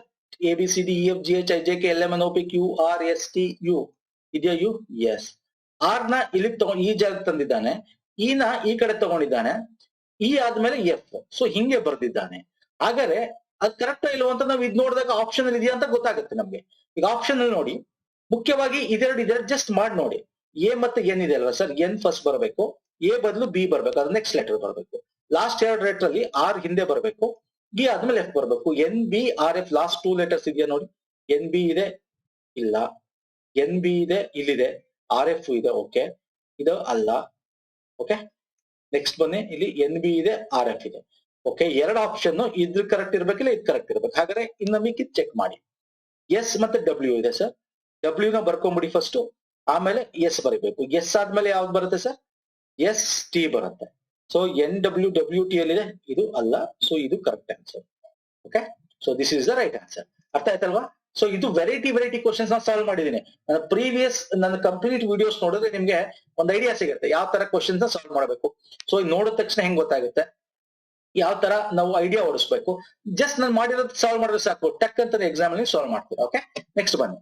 ಒಂದು ಕೋಡ್ ನಲ್ಲಿ ಈಟ್ ಅನ್ನು 3 1 8 ಎಂದು ಬರೆಯಲಾಗಿರುತ್ತದೆ, ಹಾಗೂ ಚೇರ್ ಅನ್ನು 2 4 5 1 5 6 ಎಂದು ಬರೆಯಲಾಗಿರುತ್ತದೆ. ಹಾಗೆ ಟೀಚರ್ ಅನ್ನು ಹೇಗೆ ಬರೆಯುವುದು? ಇದು ಅಷ್ಟೇ ಸೇಮ್. ಇಲ್ಲಿ ನೋಡಿ, EAT ಇದೆ, ಇದು ಎಗೆ 1 ಆಗಿರಬಹುದು. ಓಕೆ, A 1 ಆಗಿರ್ಬೇಕು, B 2 ಆಗಿರ್ಬೇಕು ಅಂತೇನಿಲ್ಲ, ಬಟ್ ಇಲ್ಲಿ ಚೆಕ್ ಮಾಡ್ಕೋಬೇಕಾಗುತ್ತೆ. ಇಲ್ಲಿ ಯಾವ್ದು ರಿಪೀಟ್ ಇದೆ ನೋಡಿ, EAT ಗೆ ಇಲ್ಲಿ ಯಾವ್ದು ರಿಪೀಟ್ ಇದೆ? A ರಿಪೀಟ್ ಇದೆ. ಸೊ ಇಲ್ಲೂ 1 ಇರ್ಬೇಕಾದ್ರೆ, ಹಾ ಇದೆ ಅಲ್ವಾ? 1 ಇದೆ, ಓಕೆ ಫೈನ್. A ಗೆ 1 ಇದೆ, ಸೊ A 1 ಇರ್ಬೇಕು. ಹಾಗಾದ್ರೆ B ಇದೆಯಾ? ಇಲ್ಲ. C ಇದೆ, C ಗೆ A ಗೆ ಇಲ್ಲಿ ಮಧ್ಯ 1 1 ಅಂತ ಆದ್ಮೇಲೆ ಇಲ್ಲೂ ಮಧ್ಯ ಇದೆ ಎ, ಇಲ್ಲಿ 1 1 ಅಂತಿದೆ. ಸಿ ಹಾಗಾದ್ರೆ ಏನ್ ಕೊಟ್ಟಿದ್ದಾನೆ ಅವನು? 2 ಕೊಟ್ಟಿದ್ದಾನೆ ಇಲ್ಲಿ. ಓಕೆ, ಎಚ್ ಗೆ ಏನ್ ಕೊಟ್ಟಿದ್ದಾನೆ? ಎಚ್ ಗೆ 4 ಕೊಟ್ಟಿದ್ದಾನೆ. ಹಾಗಾದ್ರೆ ಇ ಇದೆಯಲ್ಲ, ಇ ಇಲ್ಲಿ ಇ ಏನ್ ಕೊಟ್ಟಿದ್ದಾನೆ? ಈಗ 3, ಟಿ ಗೆ 8. ಅಂದ್ರೆ ಅರ್ಥ ಇಲ್ಲಿ ನೋಡ್ತಾ ಹೋಗಿ, ಜಸ್ಟ್ ಕನ್ಫ್ಯೂಸ್ ಮಾಡ್ಕೋಬೇಡಿ. ಈ ಟೀಚರ್ ಅನ್ನೋ ಪದನ ಹಂಗೆ ಬರ್ಕೊಂಬಿಡಿ. ಟಿ ಗೆ ಏನ್ ಕೊಟ್ಟಿದ್ದಾನೆ ಸರ್? 8. ಈಗೇನಿದೆ 3, ಎಗೇನಿದೆ 1, ಸಿ ಗೇನಿದೆ 2, ಎಚ್ ಗೇನಿದೆ 4, ಈಗೇನಿದೆ ಸರ್ ಪುನಃ ಇಲ್ಲಿ ಈಗ 3, ಆರ್ ಗೇನಿದೆ ಇಲ್ಲಿ 6 ಇದೆ 6. ಈ ನಂಬರ್ ಇದೆಯಾ? 8 3 1 2 4 3 6. 8 3 1 2 4 3 6. 8 3 1 2 4 3 6 ಇಲ್ಲಿದೆ. So C is the right answer. ಇಲ್ಲಿ ಹೆಂಗ್ ಮಾಡಿದಾನೆ ಗೊತ್ತಾ? ಎ ಸುಮ್ನೆ ಇನ್ನೊಂದ್ ತರ ನೀವು ಚೆಕ್ ಮಾಡ್ಬೇಕಾದ್ರೆ ಕ್ರಾಸ್ ವೆರಿಫೈ ಮಾಡಿ ನೋಡಿ. ಎಗೆ 1 ಇದೆ, ಬಿ ಬಿಟ್ಬಿಟ್ಟ, ಸಿ ಗೆ 2 ಹಾಕೊಂಡ್ಬಿಟ್ಟ, ಡಿ ಬಿಟ್ಬಿಟ್ಟ, ಇಗೆ 3 ಹಾಕೊಂಡ್ಬಿಟ್ಟ. ಸೊ ಹಿಂಗೂ ಕೂಡ ಇದೆ. ಇದು 2-3 ರೀತಿ ಸಾಲ್ವ್ ಮಾಡಬಹುದು. ವೆರಿ ಇಂಪಾರ್ಟೆಂಟ್ ಕ್ವಶನ್ ಇದು, very important question. Okay, so right answer ಗೊತ್ತಾಯ್ತು. ನೆಕ್ಸ್ಟ್ ಕ್ವಶನ್ ಗೆ ಹೋಗೋಣ ಸರ್. ಅರ್ಥ ಆಯ್ತಲ್ಲ? ಎಗೆ 1 ಕೊಟ್ಟಿದ್ದಾನೆ ಸರ್, ಎ ಮೊದಲನೇ ಲೆಟರ್, ಬಿ ಬಿಟ್ಬಿಟ್ಟ, ಸಿ ಗೆ 2 ಕೊಟ್ಟ. ಓಕೆ, ಹಾಗೆ ಡಿ ಬಿಟ್ಬಿಟ್ಟ, 1 ಲೆಟರ್ ಬಿಟ್ಟು, ಈಗ 3 ಕೊಟ್ಟ, ಎಫ್ ಬಿಟ್ಬಿಟ್ಟ ಅಲ್ವಾ? ಈ ಎಫ್ ಜಿ ಗೆ 4 ಕೊಟ್ಟ. ಈ ರೀತಿ ಹೋಗ್ತಾ ಇರ್ಬೇಕು ಅವ್ರು, ಆ ತರ ಹೋಗ್ತಾ ಇರ್ಬೋದು. ಬಟ್ 2-3 ರೀತಿ ಚೆಕ್ ಮಾಡಿದಾಗ so this is the method correct ಆಗಿರುತ್ತೆ. This is the right answer. Okay, next ಬನ್ನಿ. ಓ ವೆರಿ ಇಂಪಾರ್ಟೆಂಟ್ ಕ್ವಶನ್ ಇದು ಕೂಡ, ವೆರಿ ವೆರಿ ಇಂಪಾರ್ಟೆಂಟ್. ರಿಲೇಶನ್ಶಿಪ್ ಬಗ್ಗೆ, ಬ್ಲಡ್ ರಿಲೇಷನ್. ಬಿ ಯ ಅಳಿಯನಾದ ಡಿ ಯು ಎ ನ ಮೈದುನನಾಗಿರುತ್ತಾನೆ, ಎ ಯು ಸಿ ಯ ಸಹೋದರನಾಗಿರುತ್ತಾನೆ. ಹಾಗಾದ್ರೆ ಎಗೂ ಮತ್ತು ಬಿಗೂ ಸಂಬಂಧ ಇದೆ. ನಿಮ್ಗೆ ಒಂದ್ಸಲ ಕನ್ನಡ ಅರ್ಥ ಆಗಿಲ್ಲ ಅಂದ್ರೆ ಇಂಗ್ಲಿಷ್ ಓದಿ, ಯಾಕಂದ್ರೆ ಈಗೆಲ್ಲ ಇಂಗ್ಲಿಷ್ ಮಯ ಆಗಿದೆ. Bro in law, brother in law, sun in ಲಾ ಅಲ್ವಾ, ಹಿಂಗೆಲ್ಲ ಕರೆಯೋದಾಗ್ಬಿಟ್ಟಿದೆ. ಬೇಕಾದ್ರೆ ಇಂಗ್ಲಿಷ್ ಅಲ್ಲೇ ಓದ್ಕೊಳ್ಳಿ. D the son in law of B. Okay, D ಅಂದ್ರೆ ಏನು sir? D ಅಂತಕ್ಕಂಥವನು sun in law ಅಂದ್ರೆ, ಸನ್ ಅಂದ್ರೆ ಏನು ಸರ್? ಸನ್ ಇನ್ ಲಾ ಅಂದ್ರೆ ಮಗಳ ಗಂಡ ಆಗಿರ್ಬೋದು, ಅಥವಾ ಅತ್ತೆ ಮಗ ಆಗಿರ್ಬೋದು, ಏನ್ ಬೇಕಾಗಿರ್ಬೋದು. ಅತ್ತೆ ಮಗ ಅಂದ್ರೆ ಸೋದರತ್ತೆ ಮಗ ಆಗಿರ್ಬೋದು, ಅಥವಾ ಮಗಳ ಗಂಡ ಅಂದ್ರೆ ಮಗಳು ಕೊಟ್ಟಿರೋರು ಆಗಿರ್ಬೋದು. Okay, so D the son in law of B ಅಂದ್ರೆ ಇವನಿಗೆ ಯಾರೋ ಮಗಳಿದ್ದಾಳೆ, ಯಾರೋ ಒಂದು ಗೊತ್ತಿಲ್ಲ. ಬಿ ನಮ್ಮ ಮಗಳ ಗಂಡ ಇವನು ಅಂತ ನಾನು ಅನ್ಕೋತೀನಿ. Okay, is the brother in law of A ಅಂದ್ರೆ ಏನ ಮೈದುನನಾಗಿರುತ್ತಾನೆ ಅಂದ್ರೆ ಈ ಡಿ ಡಿ ಡಿ ಬಗ್ಗೆನೇ ಮಾತಾಡ್ತಾ ಇರೋದು. ಡಿ ಯು ಏನ ಮೈದುನ. ಮೈದ್ನ ಅಂತಂದ್ರೆ ಏನಾಗಿರ್ಬೇಕು ಸರ್? ಮೈದ್ನ ಅಂತಂದ್ರೆ, ನನ್ ಮೈದ್ನ ಅಂತ ಹೇಳ್ಬೇಕು ಅಂತಂದ್ರೆ ಏನಾಗಿರ್ಬೇಕು? ಇಲ್ಲಿ ಹೆಂಡತಿ ಯಾರಿರ್ತಾರೆ? ಇಲ್ಲಿ ಹೆಂಡತಿ ಯಾರಿರ್ತಾರೆ? Okay, is the brother in law of A. Brother in law ಅಂತಂದ್ರೆ ಇಲ್ಲಿ ಹೆಂಡತಿ ಯಾರೋ ಇರ್ತಾರೆ, ಹೆಂಡತಿ ಇದ್ದಾಳೆ, ಹೆಂಡತಿ ಗಂಡ ಅಂದ್ರೆ ಇವಳಿಗೆ ಯಾರೋ ಬ್ರದರ್ ಇರ್ಬೇಕು, ಬ್ರದರ್ ಅಥವಾ ಸಿಸ್ಟರ್ ಇರ್ಬೇಕು. ಯಾರು? ಡಿಯು ಏನ ಮೈದುನ ಅಂದ್ರೆ ಎ ಯಾರು ಅಂತ ಗೊತ್ತಿಲ್ಲ ನಮ್ಗೆ, ಅವ್ರ ಜನರು ಗೊತ್ತಿಲ್ಲ, ಅದಕ್ಕೆ ಹಂಗೆ ಬಿಟ್ಟಿದ್ದೀನಿ. ಇಲ್ಲಿ ಇವ್ರು ಯಾರು ಅಂತ ಗೊತ್ತಿಲ್ಲ, ಹಂಗೆ ಬಿಟ್ಕೊಳ್ಳಿ, ಹೆಂಗ್ ಕೊಟ್ಟಿದ್ರು ಹಂಗೆ ಬರ್ಕೊಳ್ಳಿ. ಓಕೆ, ಬ್ರದರ್ ಮೈದುನ ಅಂದ್ರೆ ಏನು ಸರ್? ಮೈದುನ ಅಂತಂದ್ರೆ ಇಲ್ಲಿ ಬ್ರದರ್ ಇರ್ತಾರಲ್ಲ, ಬ್ರದರ್ನ ತಂಗಿ ಆಗಿರ್ಬೇಕು ಅಂದ್ರೆ ಗಂಡ ಆಗಿರ್ಬೇಕು. ಮೈದ್ನ ಮೈದ್ನ ಅಂತ ಕರಿತೀವಿ ಅಲ್ವಾ ಸರ್? ಮೈದ್ನ ಅಂತ ಕರಿತೀರಿ. ಅಥವಾ ಇವನು ಮೈದ್ನಾನಕ್ಕೆ ಹೆಂಡತಿಯ, ಈ ಹೆಂಡತಿ ಇದಾಳಲ್ಲ, ಹೆಂಡತಿಗೆ ಯಾರಾದ್ರೂ ಒಬ್ಬ ಎ ಅಂತಕ್ಕಂಥವನು ಏನಾಗಿರ್ತಾನೆ? ಅಣ್ಣನೋ ತಮ್ಮನೋ ಯಾರೋ ಇರ್ತಾರೆ, ಅಂದ್ರೆ ತಂಗಿನೋ ಯಾರೋ ಇರ್ತಾರೆ, ಅವ್ರಿಗೆ ಭಾವ ಆಗ್ಬಿಡ್ತಾನಲ್ವಾ? ಭಾವ ಆಗ್ಬಿಡ್ತಾನೆ, ಮೈದ್ನ ಆಗಲ್ಲ. ಮೈದ್ನ ಅಂದ್ರೆ ಅತ್ಗೆ ಆಗ್ಬೇಕಲ್ವಾ? ಅತ್ಗೆ ಹೆಂಗಾಗಕ್ ಸಾಧ್ಯ? ಇವನಿಗೆ ಯಾರೋ ಬೇರೆಯವ್ರು ಇರ್ಬೇಕು. ಅತ್ಗೆ ಅಂದ್ರೆ ಇವನಿಗೆ ಯಾರೋ ಅಣ್ಣ ಇರ್ಬೇಕು, ಇನ್ನೊಬ್ಬ ಅವನ ಹೆಂಡತಿ ಇರಬೇಕು ಎ ಅಲ್ವಾ? ಹೆಂಡತಿ ಅಥವಾ ಆಗಿರ್ಬೇಕು, ಅವಾಗ ಒಂದು ಮೈದ್ನ ಆಗಕ್ ಸಾಧ್ಯ. ಇರ್ಲಿ, ಹಂಗೆ ಬಿಟ್ಕೊಳ್ಳಿ. 2 ರೀತಿ ಆಗಕ್ಕೂ ಚಾನ್ಸಸ್ ಇದೆ. ಓಕೆ, ಹಾಗಾದ್ರೆ ಇಲ್ಲಿ ಎ ಯು ಸಿ ನ ಸಹೋದರನಾಗಿರ್ತಾನೆ. ಓ ಸೂಪರ್. ಎ ಅಂತಕ್ಕಂಥದ್ದು ಸಿ ಯ ಸಹೋದರನಾಗಿರುತ್ತಾನೆ. ಇಲ್ಲಿ ಸಿ ಗೆ ಸಹೋದರ ಯಾರು? ಎ. ಫೈನ್. ಎ ಅವನ್ ಗಂಡು ಅಂತ ಗೊತ್ತಾಯ್ತು. ಎ ಸಿ ಗೆ ಸಹೋದರನಾಗಿರುತ್ತಾನೆ. ಸಿ ಯಾರು ಅಂತ ಗೊತ್ತಿಲ್ಲ ನಮ್ಗಿನ್ನು. How is A related to B? A ಬಿಗೆ ಏನ್ ರಿಲೇಟ್ ಆಗ್ಬೇಕು ಸರ್? ಇಲ್ಲಿ ಇವನಿಗೆ ಈ ಕಡೆಯಿಂದಾರು ಬರ್ಲಿ ಎ, ಈ ಕಡೆಯಿಂದಾರು ಬರ್ಲಿ, ಇವನ ಅಣ್ಣ ತಮ್ಮನ ಕಡೆಯಿಂದಾರು ಬರ್ಲಿ, ಮೈದ್ನ ಆಗ್ಲಿ ಡಿ. ಇಲ್ಲಿ ಬಿಗೆ ಎಗೆ ಏನಾಗ್ಬೇಕು? ಬಿಗೆ ಎಗೆ ಏನಾಗ್ಬೇಕು ಅಲ್ವಾ? ತೋರ್ಸೋಣ. ಬಿಗೆ ಎಗೆ ಏನಾಗ್ಬೇಕು ಅಂತ ತೋರ್ಸೋಣ. ಸೊ ಸಿ ನ ಇಲ್ಲಿ ಬರ್ಕೊಳ್ಳಿ. ಸೊ ಇದು ಆಗಕ್ ಚಾನ್ಸ್ ಇಲ್ಲ. ಯಾಕೆ ಚಾನ್ಸ್ ಇಲ್ಲ? ಮೈದುನ ಅಂದ ತಕ್ಷಣ ಸಿ ನಿಮ್ಗೆ ಹೇಳಿದ್ನಲ್ಲ, ಇವನ್ಗೆ ಸಹೋದರ ಒಬ್ಬ, ಸಹೋದರ ಅಕ್ಕನ ತಂಗಿನ ಇರ್ತಾರೆ ಅಂದ್ರೆ ಸಿ ಇದೆಯಲ್ಲ, ಸಿ ಹೆಣ್ಣಾಗಿರ್ತಾಳೆ, ಇವನ್ಗೆ ಸಹೋದರ ಎ ಇರ್ತಾನೆ. ಈಗ ಏನಾಯ್ತು ಸರ್? ಭಾವ ಮೈದುನ 2 ಒಂದೇ, ಬ್ರದರ್ ಇನ್ ಲಾ. ಕನ್ನಡದಲ್ಲಿ ನಾವು ಇಲ್ಲಿ ನೋಡಿ, C C is the brother in ನೋಡಿ, D is the brother in law of A. ಅಂದ್ರೆ ಬ್ರದರ್ ಇನ್ ಲಾ ಅಂದ ತಕ್ಷಣ ಇಲ್ಲಿ ಮೈದುನ ಅಂದ ತಕ್ಷಣ ಅದು ಭಾವನೂ ಆಗಿರ್ಬೋದು. ಅದಕ್ಕೆ ನಾನು ನಿಮ್ಗೆ ಹೇಳಿದ್ದು ಈ ರಿಲೇಶನ್ಶಿಪ್ ಇದೆಯಲ್ಲ, ಯಾವಾಗ ಇಂಗ್ಲಿಷ್ ಅಲ್ಲಿ ಕೊಟ್ಟಿರ್ತಲ್ಲ ಓದಿ, ಇಂಗ್ಲಿಷ್ ಅಲ್ಲಿ ಓದಿ ನಿಮ್ಗೆ ಈಸಿಯಾಗಿ ಅರ್ಥ ಆಗುತ್ತೆ. ಯಾಕಂದ್ರೆ ಬ್ರದರ್ ಇನ್ ಲಾ ಅಂದ ತಕ್ಷಣ ಏನಾಗುತ್ತೆ, ತಂಗಿ ಅಥವಾ ಅಕ್ಕನ ಗಂಡನೂ ಆಗಿರ್ಬೋದು. ಸಿ ಅಂತಕ್ಕಂಥವನ್ನ ತಮ್ಮ ಎ ಆದ್ಮೇಲೆ ಸೊ ಇವನ ಗಂಡ ಡಿ ಆಗಿರ್ಬೇಕು. ಸೊ ಹಾಗಾಗಿ ಇಲ್ಲಿ ಏನಾಯ್ತು, ಬಿ ಗೆ ಸಿ ಅಂತಕ್ಕಂಥ ಒಬ್ಳು ಮಗಳಿದ್ದಾಳೆ, ಎ ಅಂತಕ್ಕಂಥ ಒಬ್ಬ ಮಗ ಇದ್ದ. ಓಕೆ, ಸೊ ಇಲ್ಲಿ ಬಿಗೂ ಎಗೂ ಏನ್ ರಿಲೇಷನ್ಸ್ ಅವಶ್ಯಕಬೇಕು ಅಂದ್ರೆ ಎ ಬಿ ನ ಮಗನಾಗಿರ್ತಾನೆ. ಸೊ ಮಗ ಇಸ್ ದ ರೈಟ್ ಆನ್ಸರ್. ಅರ್ಥ ಆಗಿಲ್ವಾ? ಇನ್ನೊಂದ್ಸರಿ ಹೇಳ್ತೀನಿ ನೋಡಿ. ಈಗ ಡಿ ಮತ್ತೆ ಬಿ ರಿಲೇಷನ್ ಗೊತ್ತಾಯ್ತು, ಅಳಿಯ ಅಂತ ಗೊತ್ತಾಯ್ತು. ಇಲ್ಲಿ ಏನಾಗುತ್ತೆ, ಡಿ ಯು ಎ ನ ಮೈದುನ ಆಗಿರ್ತಾನೆ ಸರ್. ಅದಕ್ಕೆ ನಾನು ಹೇಳಿದ್ದು ಇಂಗ್ಲಿಷ್ ಅಲ್ಲಿ ಓದಿ. D is the brother in law. Brother in law ಅಂದ್ರೆ ಏನು ಸರ್? ಬ್ರದರ್ ಇನ್ ಲಾ ಅಂದ್ರೆ ನನಗೆ ನನ್ನ ಸಿಸ್ಟರ್ ನ ಗಂಡ ಆದ್ರೆ ಬ್ರದರ್ ಇನ್ ಲಾ ಅಂತ ಕರಿತೀವಿ. ಸೊ ಹಾಗಾಗಿ ನಾನು ಏನ್ ಮಾಡಿದ್ದೀನಿ, ಈಗ ಸಿಸ್ಟರ್ ಯಾರೋ ಇದ್ದಾರೆ, ಯಾಕಂದ್ರೆ ಹೆಂಡತಿ ಇರ್ಲೇಬೇಕಲ್ಲ, ಇವನು ಅಳಿಯ ಆದ್ಮೇಲೆ. ಸೊ ಅವನಿಗೆ ಬ್ರದರ್ ಎ ಇದ್ದಾನೆ, ಯಾಕಂದ್ರೆ ಇಲ್ಲಿ ಕೊಟ್ಟಿದ್ದಾನೆ is the brother in law of A. Who is the brother of C. C ಗೆ ಬ್ರದರ್ ಅಂದ್ಮೇಲೆ ಸಿ ಇರದೆ ಇಲ್ಲಿ ಬರ್ಲೇಬೇಕು, ಅವಳು ಹುಡುಗಿ ಆಗಿರ್ಬೇಕು, ತಂಗಿನ ಅಕ್ಕನ ಆಗಿರ್ಬೇಕು. ಸೊ ಇವನ ಮೈದುನ ಆಗಕ್ಕೆ ಅವಾಗ ಸಾಧ್ಯ ಆಗುತ್ತೆ, ಅಂದ್ರೆ ಬ್ರದರ್ ಇನ್ ಲಾ ಆಗಕ್ಕೆ ಸಾಧ್ಯ ಆಗುತ್ತೆ.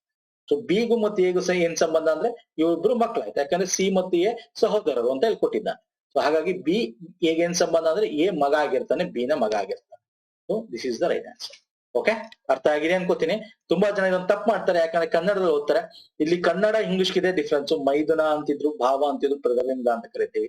ಸೋದರ ಅಳಿಯನ ಮಗ ಇದ್ರು ಕೂಡ, ಅಥವಾ ನಮ್ಗೆ ಹೆಣ್ಕೊಟ್ಟ ಅತ್ತೆ ಇದ್ರು ಕೂಡ ಅಲ್ಲಿ ಅತ್ತೆ ಅಂತ ಕರೆದ್ರೆ ಇಲ್ಲಿ ಸೋದರ ಅತ್ತೆ ಅಂತ ಕರಿತೀವಿ. ಸೊ ಅಲ್ಲೂ ನಾವೇನ ಮಾಡ್ತೀವಿ, ಸನ್ ಇನ್ ಲಾ ಅಂತ ಕರಿತೀವಿ. ಸೊ ಅದಕ್ಕೆ ಯೂಶಲಿ ಇಂಗ್ಲಿಷ್ ಅಲ್ಲಿ ಓದ್ಕೊಂಡು ನೀವು ಮಾಡಿ ಸರ್ ಅಂತ ನಾನ್ ನಿಮ್ಗೆ ಒಂದು ಸಜೆಷನ್ ಕೊಡ್ತೇನೆ.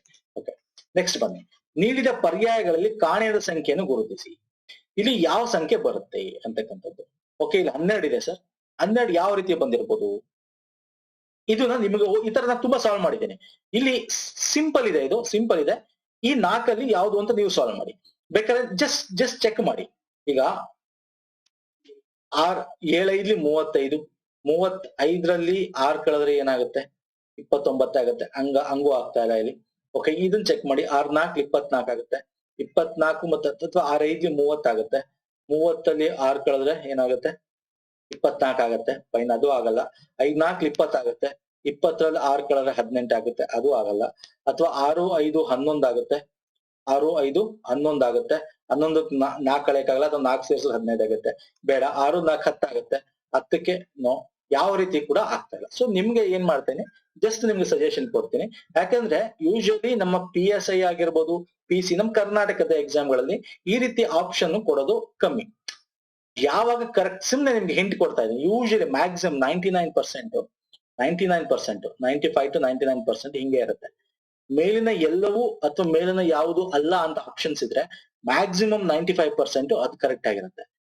ಎಸ್ಪೆಷಲಿ ನಮ್ಮ ಕರ್ನಾಟಕದ KPSC ಮತ್ತೆ KSP ಎಕ್ಸಾಮ್ಗಳಲ್ಲಿ, KPSC ಮತ್ತೆ KSP ಎಕ್ಸಾಮ್ಗಳಲ್ಲಿ ಸೊ ರೈಟ್ ಆನ್ಸರ್ ಇಲ್ಲಿ ಡಿ ಆಗುತ್ತೆ ಸರ್. ಯಾಕಂದ್ರೆ ಯಾವ್ದು ಇಲ್ಲಿ ಹೊಂದಾಣಿಕೆ ಆಗ್ತಾರೆ. ನೋಡೋಣ, ನಿಮ್ಗೆ ಹೊಂದಾಣಿಕೆ ಆಗಿದ್ರೆ ಜಸ್ಟ್ ಕಮೆಂಟ್ ಇಟ್ ಹೆಂಗಾಗುತ್ತೆ ಏನಾಗುತ್ತೆ ಅಂತ. Okay fine. ಇಲ್ಲಿ ಡೆಸಿಮಲ್ ಇದ್ರೆ ಬೇಕಾದ್ರೆ ಇದನ್ನ ಡಿವೈಡೆಡ್ ಬೈ 2 ಮಾಡಿ ಮಾಡಬಹುದಾಗಿತ್ತು. ಇಲ್ಲಿ ಡೆಸಿಮಲ್ ನಂಬರು ಇಲ್ಲ, ಹಾಗಾಗಿ ಇವು ಯಾವಾಗಲ್ಲ ನೋಡಿ, ಎಲ್ಲಿ ಬೇಕು ಅಲ್ಲಿ ಮಾತ್ರ ಯೂಸ್ ಮಾಡೋಣ. Okay, simple. ಇಲ್ಲಿ ಫಾರ್ಮುಲಾ ಬೇಕಾಗಿಲ್ಲ ಸರ್, ಸಿಂಪಲ್ ಕಾನ್ಸೆಪ್ಟ್ ಇತ್ತು. ಈಗ ನೋಡಿ, ನಾನು ಜಸ್ಟ್ ಹೆಂಗೆ ಬರುತ್ತಾ ಹೋಗ್ತೇನೆ ನೋಡಿ. ಯಾವುದೇ ದುಡ್ಡು ಮೂಲವಾಗಿ ನಾವು ತಗೋತೀವಲ್ಲ, ನೀವು 100 ರೂಪಾಯಿ ತಗೊಳ್ಳಿ, 1000 ರೂಪಾಯಿ ತಗೊಳ್ಳಿ, that should be 100%. That should be 100% ಇರುತ್ತೆ.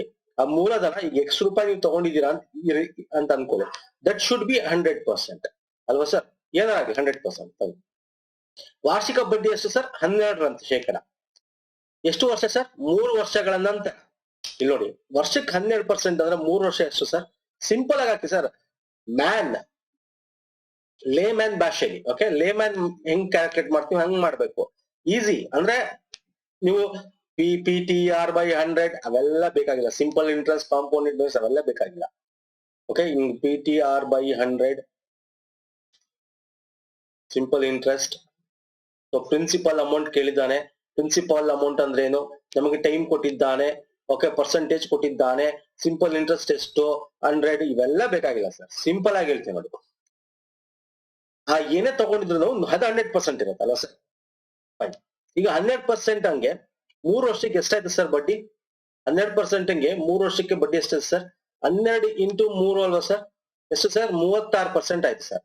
ಇದನ್ನೇ ಸರ್ ನಮ್ಗೆ ಕೊಟ್ಟಿದ್ದಾನೆ ನೋಡಿ, 36% ಇಸ್ ಈಕ್ವಲ್ ಟು 3 ವರ್ಷಗಳ ನಂತರ ಆತನರು 5,400 ಬಡ್ಡಿಯನ್ನು ಕಟ್ಟಬೇಕಾಗುತ್ತದೆ. ಅಂದ್ರೆ ಈ 36% ಇದೆಯಲ್ಲ, 36% ಇಸ್ ಈಕ್ವಲ್ ಟು 5,400 ರೂಪಾಯಿ ಅಂತ ಕೊಟ್ಬಿಟ್ಟಿದ್ದಾನೆ.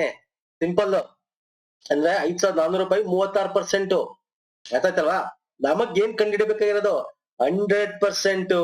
ಓಕೆ ಸರ್, 100% ಕಂಡುಹಿಡಿಬೇಕು. ನೋಡಿದ್ರ, ಈ ಫಾರ್ಮುಲಾ ಬೇಕಾಗಿಲ್ಲ, 100% ಕಂಡುಹಿಡಿಬೇಕು. ಸಿಂಪಲ್ ಆಗಿ ಬರ್ಕೊಳ್ಳಿ. 100% ಆಗಾದ್ರೆ ಎಷ್ಟು ರೂಪಾಯಿ? ಯಾಕಂದ್ರೆ ಮೂಲಧನ ಪ್ರಿನ್ಸಿಪಲ್ ಅಮೌಂಟ್ ಎಷ್ಟು? 100% ತಾನೆ. ನಾವು ಏನ್ ತಗೋತೀವಿ it should be always 100%. So ಎಷ್ಟು? ಕ್ರಾಸ್ ಮಲ್ಟಿಪ್ಲಿಕೇಶನ್ ಮಾಡಿ. ಸಿಂಪಲ್. ಏನಾಯ್ತು ಈಗ? ಇದು ಎಷ್ಟು ಅಂತ ಕ್ವಶನ್ ಮಾರ್ಕ್ ಅಲ್ವಾ? Question mark is equal to 5,400 into ಇಲ್ಲಿ 100 ಮೇಲಕ್ಕೆ ಹೋಗುತ್ತೆ, 100 ಡಿವೈಡೆಡ್ ಬೈ ಇಲ್ಲಿ 36% ಕೆಳಗೆ ಬರುತ್ತೆ ಅಲ್ವಾ ಸರ್? ಸಿಂಪಲ್. ಇಲ್ಲಿ ನೋಡಿ, ಇಲ್ಲಿ ಸಿಂಪಲ್ ಆಗಿ ನೀವು ಇದು ನೀವು ನೋಡ್ತಾ ಇದ್ದಂಗೆ ಗೊತ್ತಾಗ್ಬಿಡುತ್ತೆ ಇಲ್ಲಿ ಏನ್ ಮಾಡ್ಬೇಕು ಏನ್ ಮಾಡ್ಬಾರ್ದು ಅಂತ. ಈಗ 36ರಿಂದ 54 ಕಂಪ್ಲೀಟ್ ಆಗಿ ಹೋಗುತ್ತಾ? ಹೋಗಲ್ಲ. 30 ಇಂಟು 36 ಎರಡು ಸಲ ಗುಣಿಸಿದ್ರೆ ಏನಾಗುತ್ತೆ? 60 72 ಆಗ್ಬಿಡುತ್ತೆ. ಹಾಗಾದ್ರೆ ಎರಡನೇ ಸಲ ಗುಣಿಸಕ್ ಆಗಲ್ಲ ಅಂದ್ರೆ ಇಲ್ಲಿ 2 ಬರಕ್ ಸಾಧ್ಯನೇ ಇಲ್ಲ ಅಲ್ವಾ ಸರ್? ಇಲ್ಲಿ 2 ಎಲ್ಲಿದೆ? ಇದೆ. ನೋಡಿದ್ರ, ಆಪ್ಷನ್ ಅಲ್ಲೇ ಎದುರಿಸ್ಬಿಡ್ಬೋದು, ಚಾನ್ಸೇ ಇಲ್ಲ. ಇಲ್ಲ 10,000 ಬರ್ಬೇಕು, ಇಲ್ಲ 15,000 ಬರ್ಬೇಕು. ಈಗ ನೋಡಿ, 30 ಇಂಟು 1 36 ಆಯ್ತು ಅಲ್ವಾ? 36, 46, 56 ಉಳಿದಿದ್ದಷ್ಟು 18. 18 0 0 ಉಳಿತು ಅಲ್ವಾ ಸರ್? ಫೈನ್. 54 ಅಲ್ಲಿ. ಸೊ ನೋಡಿ, ಈಗ 36 ಒಂದ್ಲಿ 54 ಎಷ್ಟು ಸರ್? 36. ಇನ್ನು ಉಳಿದಿದ್ದು 18 ಅಲ್ವಾ ಸರ್? 18 ಸೇರಿಸಿದ್ರೆ 54 ಹಾಕೋದು. ಸೊ ಇಲ್ಲೇನಾಯ್ತು? 18 ಹಂಗೆ ಬರ್ಕೊಂಡಿದೀನಿ. ಈಗ ನೋಡಿ, 36 18 ಉಳಿತು ಅಂತಂದ್ರೆ ಇದೆಷ್ಟು? ಅದರ ಈಗ ಈಗ ನೋಡಿ, 36 ನೀವು ಎರಡನೇ ಮಗ್ಗಿಂದನೂ ಮಾಡ್ಬೋದು, ಬಟ್ ನಮ್ಗೆ ಡೈರೆಕ್ಟ್ ಆಗಿ ಸಿಂಪಲ್ ಆಗಿ ಹೇಳ್ಕೊಡ್ತಾ ಇದೀನಿ. ಯಾಕಂದ್ರೆ ಇಲ್ಲಿ ಆಪ್ಷನ್ ನೋಡ್ತಾ ಇದ್ದಂಗೆ ನಾನು ಈ ಕ್ವಶನ್ ನೋಡ್ತಾ ಇದ್ದಂಗೆ ಆನ್ಸರ್ ಬರ್ದು ಬಿಡ್ತೀನಿ. ಯಾಕಂದ್ರೆ ನಂಗೆ ಅಷ್ಟು ಪ್ರಾಕ್ಟೀಸ್ ಆಗಿದೆ. ಸೊ ಬ್ಯಾಂಕಿಂಗ್ ಎಕ್ಸಾಮ್ ಎಲ್ಲ ಪ್ರಾಕ್ಟೀಸ್ ಆಗಿದೆ, ಅದರಿಂದ ನನಗೆ ಗೊತ್ತಿದೆ. ಸೊ ಅದರಿಂದ ನಿಮ್ಗೆ ಈಸಿಯಾಗಿ ಹೇಳ್ಕೊಡ್ತಾನೆ. ತುಂಬಾ ಡಿಫಿಕಲ್ಟ್ ಮಾಡ್ತೀನಿ. 2ರಿಂದ ಮಾಡ್ಬೋದು ನೋಡಿ. 2ರಿಂದ ಮಾಡ್ತಾ ಹೋದ್ರೆ 50 ಸಲ ಭಾಗಿಸ್ಬೇಕಾಗುತ್ತೆ. ಅಂದ್ರೆ ಎರಡರಿಂದ ಈಗ ನೋಡಿ, ಇದನ್ನೇ ನೀವು 54/36 ಬರ್ಕೊಂಡ್ರೆ 2 1 2 2 2 8 16 2 2 4 2 7 14 ಹಿಂಗೆಲ್ಲ ಭಾಗಿಸ್ಕೊಂಡು ಪುನಃ ಇದು ಎಷ್ಟಿಂದ ಹೋಗುತ್ತೆ? 3ರಿಂದ ಹೋಗುತ್ತೆ. ಇದೆಷ್ಟು? 3ರಿಂದ ಹೋಗುತ್ತೆ. ಭಾಗಿಸ್ಕೊಂಡು ಹೋಗೋದು. ಹಂಗ್ ಬೇಕಾದ್ರೂ ಮಾಡ್ಬೋದು. ಬಟ್ ಇಲ್ಲಿ ನಾನು ನೋಡ್ತಾ ಇದ್ದಂಗೆ ಏನ್ ಹೇಳ್ತಾ ಇದ್ರೆ 36 ಅರ್ಧ ಎಷ್ಟು? 18 5 ಅಲ್ವಾ? 360 ಅಲ್ವಾ? 360 36 ಹತ್ಲಿ 360 5ಲಿ 180 ಅದ ಅರ್ಥ. ಸೊ ಇಲ್ಲಿ 15,000 ಬರ್ಬೇಕು ಆನ್ಸರ್. ಸಿಂಪಲ್. ಕ್ಯಾಲ್ಕುಲೇಷನ್ ನಾನ್ ನಿಮ್ಗೆ ಏನ್ ಹೇಳಕ್ ಟ್ರೈ ಮಾಡ್ತಾ ಇದೀನಿ ಗೊತ್ತಾ ಸ್ನೇಹಿತರೆ? ಕ್ಯಾಲ್ಕುಲೇಷನ್ ಮಾಡದೆ ಬೇಕಾಗಿಲ್ಲ. ನಾನು ಹೇಳ್ತಾ ಇದೀನಲ್ಲ, ನೀವ್ ಈ ಫಾರ್ಮುಲಾ ಹಾಕೊಂಡು ಕ್ಯಾಲ್ಕುಲೇಟ್ ಮಾಡ್ತಿರಲ್ಲ. ಬ್ಯಾಂಕಿಂಗ್ ಎಕ್ಸಾಮ್ ಅಲ್ಲಿ ಹಿಂಗೆ ನಿಮ್ಗೆ ಏನಕ್ಕೆ ಈಸಿ ಮೆಥಡ್ ಮಾಡ್ತಾ ಇದೀನಿ ಅಂದ್ರೆ, ನಾವು ಬ್ಯಾಂಕಿಂಗ್ ಎಕ್ಸಾಮ್ ಅಲ್ಲಿ ಒಂದೊಂದು ಕ್ವಶನ್ಗೆ ನಮ್ಗೆ 30 ಸೆಕೆಂಡ್ಸ್ ಇರುತ್ತೆ ಅಷ್ಟೇ ಸರ್. ಇದಕ್ಕಿಂತ ಡಿಫಿಕಲ್ಟ್ ಕ್ವಶನ್ಸ್ ಇರುತ್ತೆ. ಟೈಮಿಂಗ್ ಓಕೆ, ಅಲ್ಲಿ ಒಂದೊಂದು ಕ್ವಶನ್ಸ್ಗೂ 30 ಸೆಕೆಂಡ್ಸ್ ಜಾಸ್ತಿ ಸಿಗಲ್ಲ ನಮ್ಗೆ. ಸೊ ಅಲ್ಲಿ ಏನ್ ಮಾಡ್ಬೇಕಾಗತ್ತೆ? ನಾವು ಕ್ಯಾಲ್ಕುಲೇಷನ್ ಮಾಡಕ್ ಟೈಮ್ ಇರಲ್ಲ, ಸ್ಮಾರ್ಟ್ ವರ್ಕ್ ಮಾಡ್ಬೇಕಾಗತ್ತೆ. ಫಾರ್ಮುಲಾ ಮಾಡಕ್ ಟೈಮ್ ಇರಲ್ಲ, ಶಾರ್ಟ್ ಮೆಥಡ್ ಅಲ್ಲಿ ಮಾಡ್ಬೇಕಾಗತ್ತೆ. ಅಂದ್ರೆ ಕಾನ್ಸೆಪ್ಟ್ ಕ್ಲಿಯರ್ ಇದ್ರೆ ಅದೆಲ್ಲ ಮಾಡಕ್ ಸಾಧ್ಯ. So this is called concept base question. ಅರ್ಥ ಆಯ್ತಲ್ಲ? 15,000 ಇಲ್ಲ ಸರ್ ನನಗೆ ಬೇಕಾಗಿಲ್ಲ ಸರ್, ನಂಗೆ ಅರ್ಥ ಆಗ್ತಾ ಇಲ್ಲ. ನಾನು ಕ್ಯಾಲ್ಕುಲೇಟ್ ಮಾಡಿ. ಸೊ ಇಲ್ಲಿ ತನಕ ಗೊತ್ತಾಗಿದೆ ನಿಮ್ಗೆ ಅಲ್ವಾ? ಇಲ್ಲಿ ತನಕ ಗೊತ್ತಾಗಿದೆ ಈ ಮೆಥಡ್. ಇದೇ ರೀತಿ ಮಾಡ್ಕೊಂಡು ಅಷ್ಟೇ, simple. Okay sir? Okay, next ಬರ್ತೀನಿ. 99ನೇ ಕ್ವಶನ್. ನಿಂತಿರುವ ನೀರಲ್ಲಿ ಗಂಟೆಗೆ 15 ಕಿಲೋಮೀಟರ್ ವೇಗವಾಗಿ ಚಲಿಸುವ ಮೋಟಾರ್ ಬೋಟ್ ನೀರು ಹರಿಯುವ ದಿಕ್ಕಿನಲ್ಲಿ 30 ಕಿಲೋಮೀಟರ್ ಚಲಿಸಿ ಮತ್ತೆ ವಾಪಸ್ ಬರಲು 4 ಗಂಟೆ 30 ನಿಮಿಷ ಸಮಯವಾಗುತ್ತದೆ. ಹಾಗಾದ್ರೆ ನೀರಿನ ಹರಿವಿನ ವೇಗ ಕಿಲೋಮೀಟರ್ಗೆ ಗಂಟೆ ಎಷ್ಟು? ಸೂಪರ್ ಕ್ವಶನ್ ಇದು. ಇಲ್ಲಿ ಬೇಸಿಕ್ ನಿಮ್ಗೆ ಗೊತ್ತಿರಬೇಕು. ಒಂದು ನೀರು ಹರಿತಾ ಇದೆ ಅಂದ್ರೆ ಸ್ನೇಹಿತರೆ, ಬೇಸಿಕ್ ಗೊತ್ತಿರ್ಬೇಕು. ಹೇಳ್ತೀನಿ, ನೀರಿನ ಸ್ಪೀಡ್ ಇರುತ್ತೆ. ಇನ್ ಹರಿಯುವ ನೀರಲ್ಲಿ ಬೋಟ್ ಹೋಗ್ತಾ ಇದ್ರೆ ಇದು ನೀರು, ಓಕೆ, ವಾಟರ್ ಅಥವಾ ಕರೆಂಟ್ ಸ್ಪೀಡ್ ಅಂತ ಕರಿತೀವಿ. ಮತ್ತೆ ಬೋಟ್ ಸ್ಪೀಡ್ ಎರಡು ಆಡ್ ಆಗುತ್ತೆ. ಯಾವುದು? ಇದು ಡೌನ್ ಸ್ಟ್ರೀಮ್. ಡೌನ್ ಸ್ಟ್ರೀಮ್ ಅಂದ್ರೆ ಕೆಳಗಡೆ ಹರಿಯುವ ದಿಕ್ಕಿಗೆ ಡೌನ್ ಸ್ಟ್ರೀಮ್ ಅಂದಾಗ ನಾವು ನೀರಿನ ಒಂದು ವೇಗ ಮತ್ತೆ ಬೋಟಿನ ವೇಗ ಎರಡು ಆಡ್ ಆಗುತ್ತೆ. ಅದೇ ನೀರು ಹಿಂಗೆ ಹರಿತಾ ಇದೆ, ನಾವು ಹಿಂಗ್ ಮೇಲಕ್ಕೆ ಬರ್ತಾ ಇದೀವಿ ಅಂತಂದಾಗ ಇಲ್ಲಿ ನೀರಿನ ವೇಗ ಮತ್ತೆ ಈ ಬೋಟಿನ ವೇಗ ಎರಡು ಮೈನಸ್ ಆಗುತ್ತೆ ಅಲ್ವಾ? ಇದು ಅಪ್ ಸ್ಟ್ರೀಮ್ ಅಂತ ಕರಿತೀವಿ, ಅದ್ರ ವಿರುದ್ಧ ದಿಕ್ಕು. ಇದು ಕಾನ್ಸೆಪ್ಟ್ ನಿಮ್ಗೆ ಗೊತ್ತಿರಬೇಕು. ನಮ್ಮ ಒಂದು ಯೂಟ್ಯೂಬ್ ಚಾನಲ್ ಸ್ನೇಹಿತರೆ ಮೆಂಟಲ್ ಅಬಿಲಿಟಿ ಅಂತ ಪ್ಲೇಲಿಸ್ಟ್ ಇದೆ, ಚಾಪ್ಟರ್ ವೈಸ್ ಮಾಡಿದ್ದೀನಿ. ದಯವಿಟ್ಟು ನೋಡಿ ಒಂದ್ಸಲ. ಅಲ್ಲಿ ನಿಮ್ಗೆ ಈ ಕಾನ್ಸೆಪ್ಟ್ಸ್ ಎಲ್ಲ ಅರ್ಥ ಆಗುತ್ತೆ, ಅಲ್ಲಿ ಕಾನ್ಸೆಪ್ಟ್ಸ್ ಕ್ಲಿಯರ್ ಆಗಿ ನಾನು ಎಕ್ಸ್ಪ್ಲೇನ್ ಮಾಡ್ತಾ ಹೋಗುದು. ಓಕೆ, ಈಗ ಇಲ್ಲಿ ಏನ್ ಕೇಳಿದಾನೆ, ನಿಂತಿರುವ ನೀರಿನಲ್ಲಿ ಗಂಟೆಗೆ 15 ಕಿಲೋಮೀಟರ್ ವೇಗವಾಗಿ ಚಲಿಸುವ ಮೋಟಾರ್ ಬೋಟ್. ಅಂದ್ರೆ ಮೋಟಾರ್ ಬೋಟ್ ನ ಯು ಅಂತ ಅನ್ಕೊಂಡ್ರೆ 15 ಕಿಲೋಮೀಟರ್ ಕೊಟ್ಬಿಟ್ಟಿದ್ದಾನೆ ಸರ್. ಓಕೆ, ಕಿಲೋಮೀಟರ್ ಕೊಟ್ಬಿಟ್ಟಿದ್ದಾನೆ. ವೇಗವಾಗಿ ಚಲಿಸುವ ಮೋಟಾರ್ ಬೋಟ್ ನೀರಿನ ಹರಿಯುವ ದಿಕ್ಕಿನಲ್ಲಿ, ಓಕೆ, ಒಂದು ನೀರು ಹರಿಯುವ ದಿಕ್ಕಿಗೆ ಹರಿತಾ ಇದೆ ಅಂತ ಇಟ್ಕೊಳ್ಳಿ. ಇದು ಎ ಪಾಯಿಂಟ್, ಇದು ಬಿ ಪಾಯಿಂಟ್ ಅಂತ ಅನ್ಕೊಳ್ಳಿ. ನೀರು ಹರಿತಾ ಇದೆ, 30 ಕಿಲೋಮೀಟರ್ ಚಲಿಸಿ, ಇದು 30 ಕಿಲೋಮೀಟರ್ ಇದೆ ಅಂತ ಇಟ್ಕೊಳ್ಳಿ ಈ ದೂರ. ಫೈನ್, ಚಲಿಸಿ ಮತ್ತೆ ವಾಪಸ್ ಬರಲು 4 ಗಂಟೆ 30 ನಿಮಿಷ. ಅಂದ್ರೆ ಹಿಂಗ್ ಹೋಗಿ ಅವನು ವಾಪಸ್ ಬರ್ತಾನೆ, ಅಂದ್ರೆ ಟೋಟಲ್ 60 ಕಿಲೋಮೀಟರ್ ಅಲ್ಲ, ಟೋಟಲ್ ಎಷ್ಟು ಸರ್? ಟೋಟಲ್ 60 ಕಿಲೋಮೀಟರ್ ಆಯ್ತಾ. ಟೋಟಲ್ ತಗೊಳ್ಳೋದು 4 ಗಂಟೆ 30 ನಿಮಿಷ ಸಮಯ ಬೇಕಾಗುತ್ತೆ. ಸೊ 4.5 ಗಂಟೆ ಬೇಕಾಗುತ್ತೆ. ಹಾಗಾದ್ರೆ ನೀರಿನ ಹರಿಯುವ ವೇಗ ಎಷ್ಟು ಅಂದ್ರೆ ಇಲ್ಲಿ ವಿ ಎಷ್ಟು ಅಲ್ವಾ? ಇಲ್ಲಿ ಅಪ್ ಸ್ಟ್ರೀಮ್ ಅಂದ್ರೆ ಏನು sir? Up stream down stream ಅಂದ್ರೆ ಏನು ಅಂದ್ರೆ ಈ ಹರಿಯುವ ದಿಕ್ಕಿನಲ್ಲಿ ಸಾಕ್ತಕ್ಕಂಥದ್ದನ್ನ ಡೌನ್ ಸ್ಟ್ರೀಮ್ ಅಂತ ಕರೀತಾರೆ. ಅದನ್ನ ಎಕ್ಸ್ ಅಂತ ಅಂದ್ಕೊಂಡ್ರೆ ಯು ಪ್ಲಸ್ ವಿ ಅಂತ ಆಗುತ್ತೆ ಅಲ್ವಾ ಸರ್? ಅದೇ ಅಪ್ ಸ್ಟ್ರೀಮ್ ಅಂದ್ರೆ ವೈ ಅಂತ ಅಂದ್ಕೊಂಡ್ರೆ ಯು ಮೈನಸ್ ವಿ ಆಗುತ್ತೆ ಸರ್. ಓಕೆ ಸರ್, ಈಗ ನೋಡಿ ನಮ್ಗೆ ಫಾರ್ಮುಲಾ ನಿಮ್ಗೆ ಗೊತ್ತಿದೆ. ಏನ್ ಗೊತ್ತಿದೆ? ಒಂದ್ ಸಿಂಪಲ್ ಫಾರ್ಮುಲಾ, ಆಕ್ಚುಲಿ ಫಾರ್ಮುಲಾ ಅಂತೀರಾ, ಸಿಂಪಲ್. ಏನ್ ಸಿಂಪಲ್ ಸರ್ ಅದು? ಈಗ ಅವನ್ ಟೋಟಲ್ ಡಿಸ್ಟೆನ್ಸ್ ಏನಿದೆ ಇಸ್ ಈಕ್ವಲ್ ಟು ಅಲ್ವಾ ಸರ್, ಡಿಸ್ಟೆನ್ಸ್ ಏನ್ ಡಿಸ್ಟೆನ್ಸ್ ಇದೆ ಮತ್ತೆ ಟೈಮು ಇಂಟು ಸ್ಪೀಡ್ ಅಂತ ಕರಿತೀವಿ ಅಲ್ವಾ? ವೇಗ ಮತ್ತು ಕನ್ನಡದಲ್ಲಿ ಹೇಳೋದಂದ್ರೆ ದೂರ ಅಥವಾ length, okay, is equal to ಕಾಲ ಮತ್ತು ವೇಗ ಅಂತ ಬರೀತೀವಿ. ಸೊ ಈ ಫಾರ್ಮುಲಾ ಪ್ರಕಾರ ನೋಡಿ, ಈಗ ಟೋಟಲ್ ಟೈಮ್ ಕೊಟ್ಟಿದ್ದಾನೆ ಅಲ್ವಾ, ಟಿ. ಟೋಟಲ್ ಎರಡು ಕಡೆಯಿಂದ ಟೋಟಲ್ ಟೈಮ್ ಅಂದ್ರೆ ಏನಾಯ್ತು? 4 ಗಂಟೆ 30 ನಿಮಿಷ. 4/30/60 ಅಂತ ಬರ್ಕೋಬಹುದು, ಯಾಕಂದ್ರೆ 30 ನಿಮಿಷದ ಗಂಟೆ ಕನ್ವರ್ಟ್ ಮಾಡ್ಕೊಂಡಿದ್ವಿ ಅಲ್ವಾ ಸರ್? ಈ ಟಿ ಇಸ್ ಈಕ್ವಲ್ ಟು ಏನಾಗ್ಬೋದು ಸರ್? ಡಿ/ಎಸ್ ಅಂತ ಬರಿಬೋದಲ್ಲ sir? So T is equal to ಡಿ/ಎಸ್ ಆದ್ರೆ ಟೋಟಲ್ ಡಿಸ್ಟೆನ್ಸ್, ಈಗ ಟೋಟಲ್ ಟೈಮ್ ಕೊಟ್ಟಿದ್ದಾನೆ ಇಲ್ಲಿ ಅಲ್ವಾ? ಇಲ್ಲಿ ಟೋಟಲ್ ಟೈಮ್ ಕೊಟ್ಟಿದ್ದಾನೆ, ಇವನು ಟೋಟಲ್ ಟೈಮ್ ಕೊಟ್ಟಿರೋದು. ಹಾಗಾದ್ರೆ ಟೋಟಲ್ ಡಿಸ್ಟೆನ್ಸ್ ಅಂದ್ರೆ ಅಪ್ ಸ್ಟ್ರೀಮ್ ಡೌನ್ ಸ್ಟ್ರೀಮ್. ಇಲ್ಲಿ ಟೋಟಲ್ ಡಿಸ್ಟೆನ್ಸ್ ಅಂತ ತಕ್ಷಣ ನೀವು 60 ಕಿಲೋಮೀಟರ್ ಅಂತ ಬರಿಬೇಡಿ. ಯಾಕೇಳಿ ಅಪ್ ಸ್ಟ್ರೀಮ್ ನಲ್ಲಿ ನಮ್ಗೆ ಏನಾಗುತ್ತೆ? ಈ ಒಂದು ಫಾರ್ಮುಲಾ ಆಗುತ್ತೆ. ಡೌನ್ ಸ್ಟ್ರೀಮ್ ಅಲ್ಲಿ ಇದು ಡೌನ್ ಸ್ಟ್ರೀಮ್ ಅಲ್ಲಿ ಈ ಫಾರ್ಮುಲಾ ಆಗುತ್ತೆ, ಅಪ್ ಸ್ಟ್ರೀಮ್ ಅಲ್ಲಿ ಈ ಫಾರ್ಮುಲಾ ಬರಿಬೇಕಾಗತ್ತೆ. ಹಾಗಾಗಿ 30 ಟೋಟಲ್ ಟೈಮ್ ಅಂದ್ರೆ ಒಂದ್ ಕಡೆ ಹೋಗಕ್ಕೆ 30, ಹಿಂಗ್ ಹೋಗ್ಬೇಕಾರೆ ಕೆಳಗಡೆ ನಮ್ಗೆ ನೀರಿನ ವೇಗ ಮತ್ತೆ ಆ ಬೋಟ್ ನ ವೇಗ ಅಲ್ವಾ ಸರ್? ನೀರಿನ ವೇಗ ಯು ಅಂದ್ರೆ ಎಷ್ಟು ಸರ್? ಇಲ್ಲಿ 15 ಅಲ್ವಾ ಸರ್? 15 ಪ್ಲಸ್ ವಿ ಅಂತ ಬರಿಬೋದಲ್ಲ sir? Fine. Plus next 30 kilometre upstream ವಾಪಸ್ ಬರ್ಬೇಕಲ್ಲ, ಅವನಿಗೆ ವಾಪಸ್ A to B to A ಬರ್ಬೇಕಲ್ಲ. ಅವಾಗ ಏನಾಗುತ್ತೆ ಸರ್? 15 ಮೈನಸ್ ವಿ ಆಗುತ್ತೆ. ಅರ್ಥ ಆಯ್ತಲ್ಲ? ಇಷ್ಟು ಬರ್ಕೊಂಡ್ಬಿಟ್ರೆ ಗಾನು ಆಗೋಯ್ತು. ಆನ್ಸರ್ಸ್ ಟಕ್ ಅಂತ ಕಣ್ಣೆಗೆ ಸಿಕ್ಬಿಡ್ತಲ್ಲ ನನಗೆ. ಹೆಂಗೆ? ಬನ್ನಿ ನೋಡೋಣ.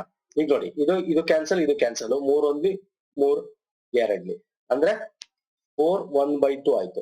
ಸೊ ಇದು ನಿಂಗ್ ಬರ್ಕೋಬೋದಲ್ವಾ? 4 2 8 1 9/2 ಅಂತ ಬರಿಬಹುದು. ಸೊ ಇಲ್ಲಿ ಬರ್ಕೋತೀನಿ. ಓಕೆ, ಇದನ್ನೇನು ಬರಿಬಹುದು? 9/2 ಅಂತ ಬರಿಬಹುದು ಫ್ರಾಕ್ಷನ್. ನೆಕ್ಸ್ಟ್ ಇಲ್ಲಿ ನೋಡಿ 30 30 ಇದೆಯಲ್ಲ, ಇದನ್ನ ಏನ್ ಮಾಡ್ಬೋದು? ಕಾಮನ್ ತಕೊಂಡ್ಬಿಡ್ಬೋದಲ್ವಾ? ತಕೊಂಡ್ಬಿಟ್ರೆ ಕಾಮನ್ ನಿಮ್ಗೆ ಏನಾಗುತ್ತೆ? ಹಿಂಗಾಗುತ್ತೆ 1/15 plus V plus 1/15 minus V ಆಗುತ್ತೆ ಅಲ್ವಾ ಸರ್? ಫೈನ್. ಈಗ ಏನು ಮಾಡ್ಬೋದು? ಸಿಂಪಲ್. ಇಲ್ಲಿ ನೋಡಿ, ಇದೆರಡನ್ನ LCM ತಗೋಬೇಕು. ಇದನ್ನ ತುಂಬಾ ಜನ ತಪ್ಪು ಮಾಡ್ತೀರಾ. ಇದನ್ನ ನಾನು ಏನ್ ಮಾಡ್ತೀನಿ? ಇಲ್ಲಿ ಬರಿತೀನಿ. ಓಕೆ, ಇಲ್ಲಿ ಬರಿತೀನಿ. ಈಗ ನೋಡಿ 30 LCM ತಗೊಂಡ್ರೆ ಅಂದ್ರೆ LCM ಅಂದ್ರೆ ಗೊತ್ತಾ? ಇದು ಇಂಟು ಇದು, ಆಗ ಇದು ಇಲ್ಲಿಗೆ ಬರುತ್ತೆ, ಇದು ಇಲ್ಲಿಗೆ ಬರುತ್ತೆ ಅಲ್ವಾ ಸರ್?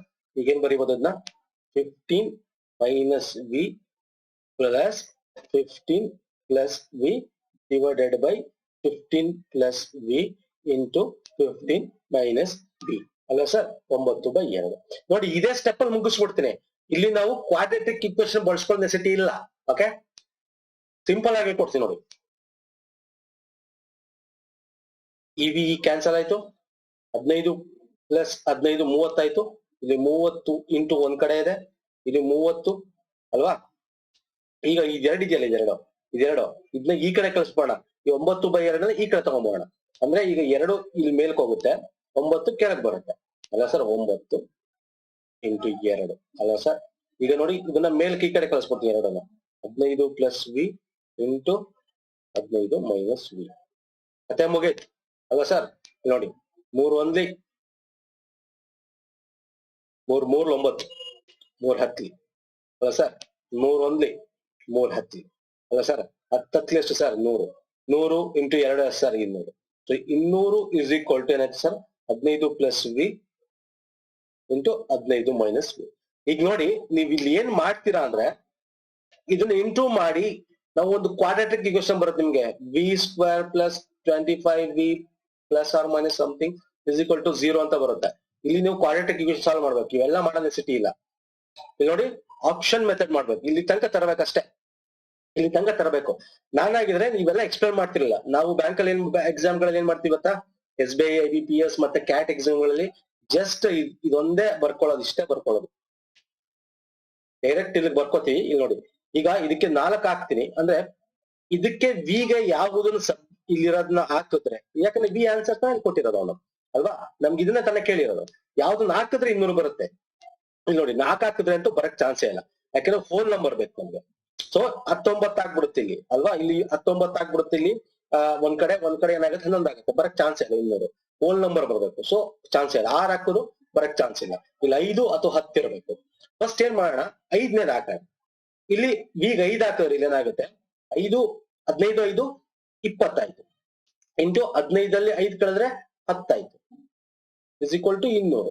ನೋಡಿ 20 200 so LHS is equal to RHS equal ಆಗುತ್ತೆ. ಸೊ ರೈಟ್ ಆನ್ಸರ್ ವಿ ಏನು, this is the right answer. ನೋಡಿದ್ರ ಆಪ್ಷನ್ ಮೆಥಡ್ ಅಲ್ಲಿ ಮಾಡ್ಬೇಕು ಇದನ್ನ, ಕ್ವಾಡ್ರಾಟಿಕ್ ಇಕ್ವೇಷನ್ ಮಾಡ್ಕೋಬಾರ್ದು.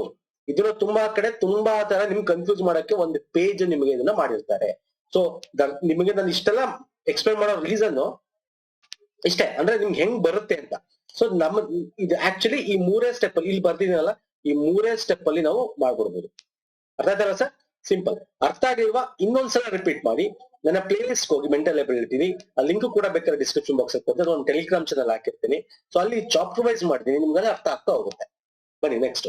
ಒಬ್ಬ ವ್ಯಕ್ತಿಯು ಆತನ ಮಗನಿಗಿಂತ 24 ವರ್ಷ ಹಿರಿಯನಾಗಿರುತ್ತಾನೆ. ಫೈನ್. 2 ವರ್ಷಗಳ ನಂತರ ಆತನ ವಯಸ್ಸು ಮಗನ 2ರಷ್ಟಾಗುತ್ತದೆ. ಓಕೆ, ಆತನ ಮಗನ ಪ್ರಸ್ತುತ ವಯಸ್ಸು ಎಷ್ಟು? ಸಿಂಪಲ್ ಸರ್, ಇದು ಕೂಡ ರೇಷಿಯೋ ಮೆಥಡ್ ಅಲ್ಲಿ ಮಾಡ್ಬಿಡ್ಬೋದು. ಕಾನ್ಸೆಪ್ಟ್ ತಿಳ್ಕೊಂಡಿರ್ಬೇಕಷ್ಟೇ. ನೋಡಿ 3 ಸ್ಟೆಪ್ ಅಲ್ಲಿ ಮುಗಿಸ್ಬಿಡ್ಬೋದು. ನೋಡಿ ಅಪ್ಪ ಇಸ್ ಈಕ್ವಲ್ ಟು ಎಲ್ಲಿ ರೇಷಿಯೋ ಕೊಟ್ಟಿದ್ದಾನ ಅವನು 24, 2 ವರ್ಷ ನಂತರ ಆತನ ಇಲ್ಲಿ ಕೊಟ್ಟವ 2ರಷ್ಟಾಗುತ್ತೆ. ಅಂದ್ರೆ ಯಾವಾಗ 2 ವರ್ಷಗಳ ನಂತರ, ಇದನ್ನ ಮರಿಬೇಡಿ. ಓಕೆ, ಅಪ್ಪ ಇಸ್ ಈಕ್ವಲ್ ಟು 2ರಷ್ಟು ಮಗ ಅಂತ ಬರ್ಕೋತೀನಿ. ಅಪ್ಪ ಎ ಅಂದ್ರೆ ಎಂ ಅಂದ್ರೆ ಮಗ. ಓಕೆ, ಇದನ್ನ ಹಿಂಗ್ ಬರ್ಕೋಬೋದಾ, A/M ಇಸ್ ಈಕ್ವಲ್ ಟು 2/1 ಅಂತ ಬರ್ಕೋಬೋದಾ? ಬರ್ಕೋಬಹುದು. ಇದು 2 ವರ್ಷದ ನಂತರದ ವಯಸ್ಸು. ಆತನ ಮಗನ ಪ್ರಸ್ತುತ ವಯಸ್ಸೆಷ್ಟು ಕೇಳಿದಾನೆ. ಫೈನ್. ಅಂದ್ರೆ ಅಪ್ಪನ ವಯಸ್ಸು ಮಗನ ವಯಸ್ಸು ಎರಡು ಬೇಕು ಫಸ್ಟ್, ಅಥವಾ ಮಗನ ವಯಸ್ಸು ಕಂಡು ಹಿಡ್ಕೋಬೇಕು. ಇಲ್ಲಿ ಒಂದು ಹಿಂಟ್ ಕೊಟ್ಟಿದ್ದು ನೋಡಿ, 24 ವರ್ಷ ಹಿರಿಯನಾಗಿರ್ತಾನೆ ಅಂತ. ಅಪ್ಪಂಗೂ ಮಗುಗೂ ಡಿಫ್ರೆನ್ಸ್ ಎಷ್ಟಿರುತ್ತೆ? 24. ಅದ್ 2 ವರ್ಷ ಆಗ್ಲಿ 10 ವರ್ಷ ಆಗ್ಲಿ ಹಿಂದೆ ಆಗ್ಲಿ ಮುಂದೆ ಆಗ್ಲಿ, ಅದ್ 100 ವರ್ಷ ಬಿಟ್ಬಿಟ್ಟು ಆದ್ರೂ ಕೂಡ 24 ಇರ್ಬೇಕು ಡಿಫ್ರೆನ್ಸ್. ಅರ್ಥ ಆಯ್ತಲ್ಲ? ಸೊ ಇಲ್ಲಿ ನೋಡಿ, ಅಪ್ಪ ಮತ್ತು ಮಗನ ರೇಷಿಯೋದಲ್ಲಿ ಓಕೆ 2/1, ಈ ಎರಡಕ್ಕೂ ಡಿಫ್ರೆನ್ಸ್ ಎಷ್ಟಿದೆ ಸರ್? ಇವೆರಡಕ್ಕೂ ಡಿಫ್ರೆನ್ಸ್ ಎಷ್ಟಿದೆ? 1. ಅಂದ್ರೆ 2 ಇಲ್ಲಿ 1 ಇದೆ, ಇದೆರಡರ ಒಂದು ವ್ಯತ್ಯಾಸ ಎಷ್ಟಿದೆ? 1 ಇದೆ. So 1 is equal to equivalent 24 ವರ್ಷ ಅಂತ ಕೊಟ್ಬಿಟ್ಟಿದ್ದಾನ ಅವನು. ಅರ್ಥ ಆಯ್ತಲ್ಲ? ಸೊ ಅಲ್ಲಿಗ ಅಪ್ಪನ ವಯಸ್ಸು ಅಂದ್ರೇನು? 2 ಇಂಟು 24 ಮಾಡಿದ್ರೆ ಅಪ್ಪನ ವಯಸ್ಸು 48 ವರ್ಷ ಅಂತ ಅರ್ಥ. ಅರ್ಥ ಆಯ್ತಲ್ಲ? 1 ಇಂಟು ಈಗ ಮಗನ ವಯಸ್ಸು 1, ದಿಸ್ ಇಸ್ ರೇಷಿಯೋ. ಬಟ್ 1 ಅಂದ್ರೆ ಏನು ಸರ್? 24. ಸೊ ಮಗನ ವಯಸ್ಸು ಎಷ್ಟು ಸರ್? 24 ವರ್ಷ. ಬರ್ತೀನಿ, ಇನ್ನು ಮುಗಿಲಿಲ್ಲ, ಇಷ್ಟೆಲ್ಲ ಆನ್ಸರ್. ಅಪ್ಪನ ವಯಸ್ಸು 48, ಮಗನ್ 24. ನೋಡ ಡಿಫ್ರೆನ್ಸ್ ಎಷ್ಟು ಬಂದಿದೆ? 24 ಇದೆ. ಅದೇ ಡಿಫ್ರೆನ್ಸ್ ಅವ್ನು ಕೊಟ್ಟಿರೋದು. The difference is 1 is equivalent 24. ಅಕಸ್ಮಾತ್ ಅಪ್ಪ ಈಗ ಬೇರೆ ಎಕ್ಸಾಮ್ ಅಲ್ಲಿ ಹಿಂಗಿರುತ್ತೆ ಅಂತ ಇಟ್ಕೊಳ್ಳಿ, 2/4 ಅಂತ ಇತ್ತು ಅಂತ ಇಟ್ಕೊ, ಅಥವಾ 4/2 ಅಂತ ಇರುತ್ತೆ. ಸೊ ಇಲ್ಲಿ ಈ ಡಿಫ್ರೆನ್ಸ್ ಎಷ್ಟು? ವ್ಯತ್ಯಾಸ 2. ಸೊ ಈಗ ಅದನ್ನೇ ಅವ್ನು ಕೊಟ್ಟಿದ್ರೆ 2 ಇಸ್ ಈಕ್ವಲ್ ಟು ಈಕ್ವಲೆಂಟ್ 24 ಆಗ್ತಾ ಇತ್ತು, 1 ಈಕ್ವಲೆಂಟ್ 12 ಆಗ್ತಾ ಇತ್ತು. ಸೊ ಈಗ 1ಕ್ಕೆ 12 4ಕ್ಕೆ ಎಷ್ಟು ಆಗ್ತಿತ್ತು? 12 ಇಂಟು 4 ಮಾಡಿದ್ರೆ ಅಪ್ಪನ ಎಷ್ಟು ಸಿಕ್ತಿತ್ತು? ಈ ರೀತಿ. ಅರ್ಥ ಆಯ್ತಲ್ಲ? ಸೊ ಈಗ ಏನ್ ಮಾಡ್ಬೇಕು ನೀವು? ಮಗನ ವಯಸ್ಸು 24 ವರ್ಷ ಆದ್ರೆ ಪ್ರಸ್ತುತ ವಯಸ್ಸು ಕೇಳಿರೋದು 2 ವರ್ಷದ ನಂತರ ನಾವು ಕಂಡುಹಿಡಿದಿರೋದು.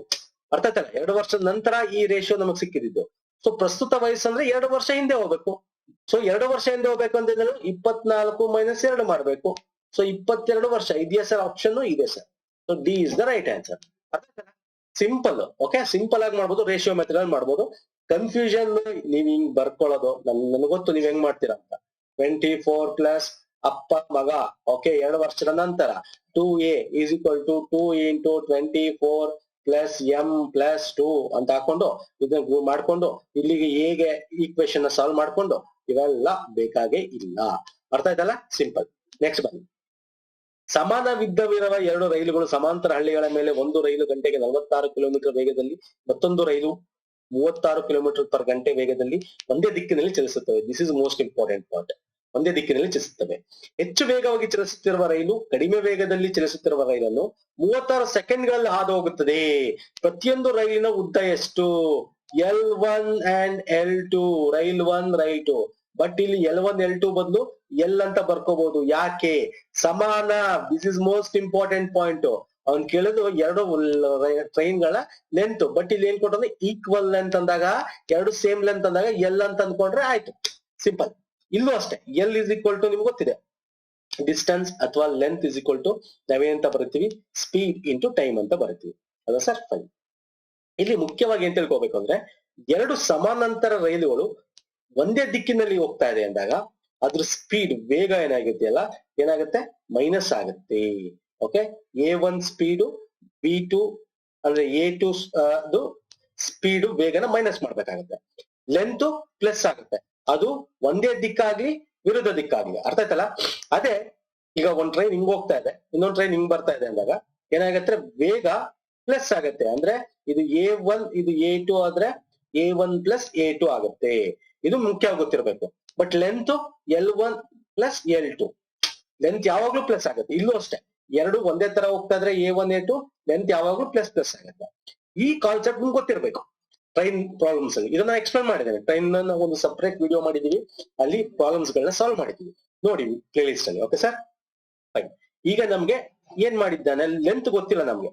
ಸೊ ಏನ್ ಮಾಡಬಹುದು? ಟೋಟಲ್ ಲೆಂತ್ ಬರ್ಕೋಬಹುದಲ್ವಾ? ಟೋಟಲ್ ಲೆಂತ್ ಅಂದ್ರೆ L1 plus L2, L1 plus L2 divide by speed 1 ಅಂದ್ರೆ ಟ್ರೈನ್ ಸ್ಪೀಡ್ 1 ಡಿಫ್ರೆನ್ಸ್ ಅಥವಾ ಮೈನಸ್ ಸ್ಪೀಡ್ 2, ಯಾಕೆ ಹೇಳಿ? ಒಂದೇ ಡೈರೆಕ್ಷನ್ ಮೈನಸ್ ಮಾಡ್ತಾ ಇದೀವಿ, is equal to, this is important, 36 second time. ಅಂದ್ರೆ ಒಂದನ್ನ ಕ್ರಾಸ್ ಮಾಡ್ತಾ ಇದೆ ಅಂದ್ರೆ ಅರ್ಥ ಸಿಂಪಲ್ ನೋಡಿ.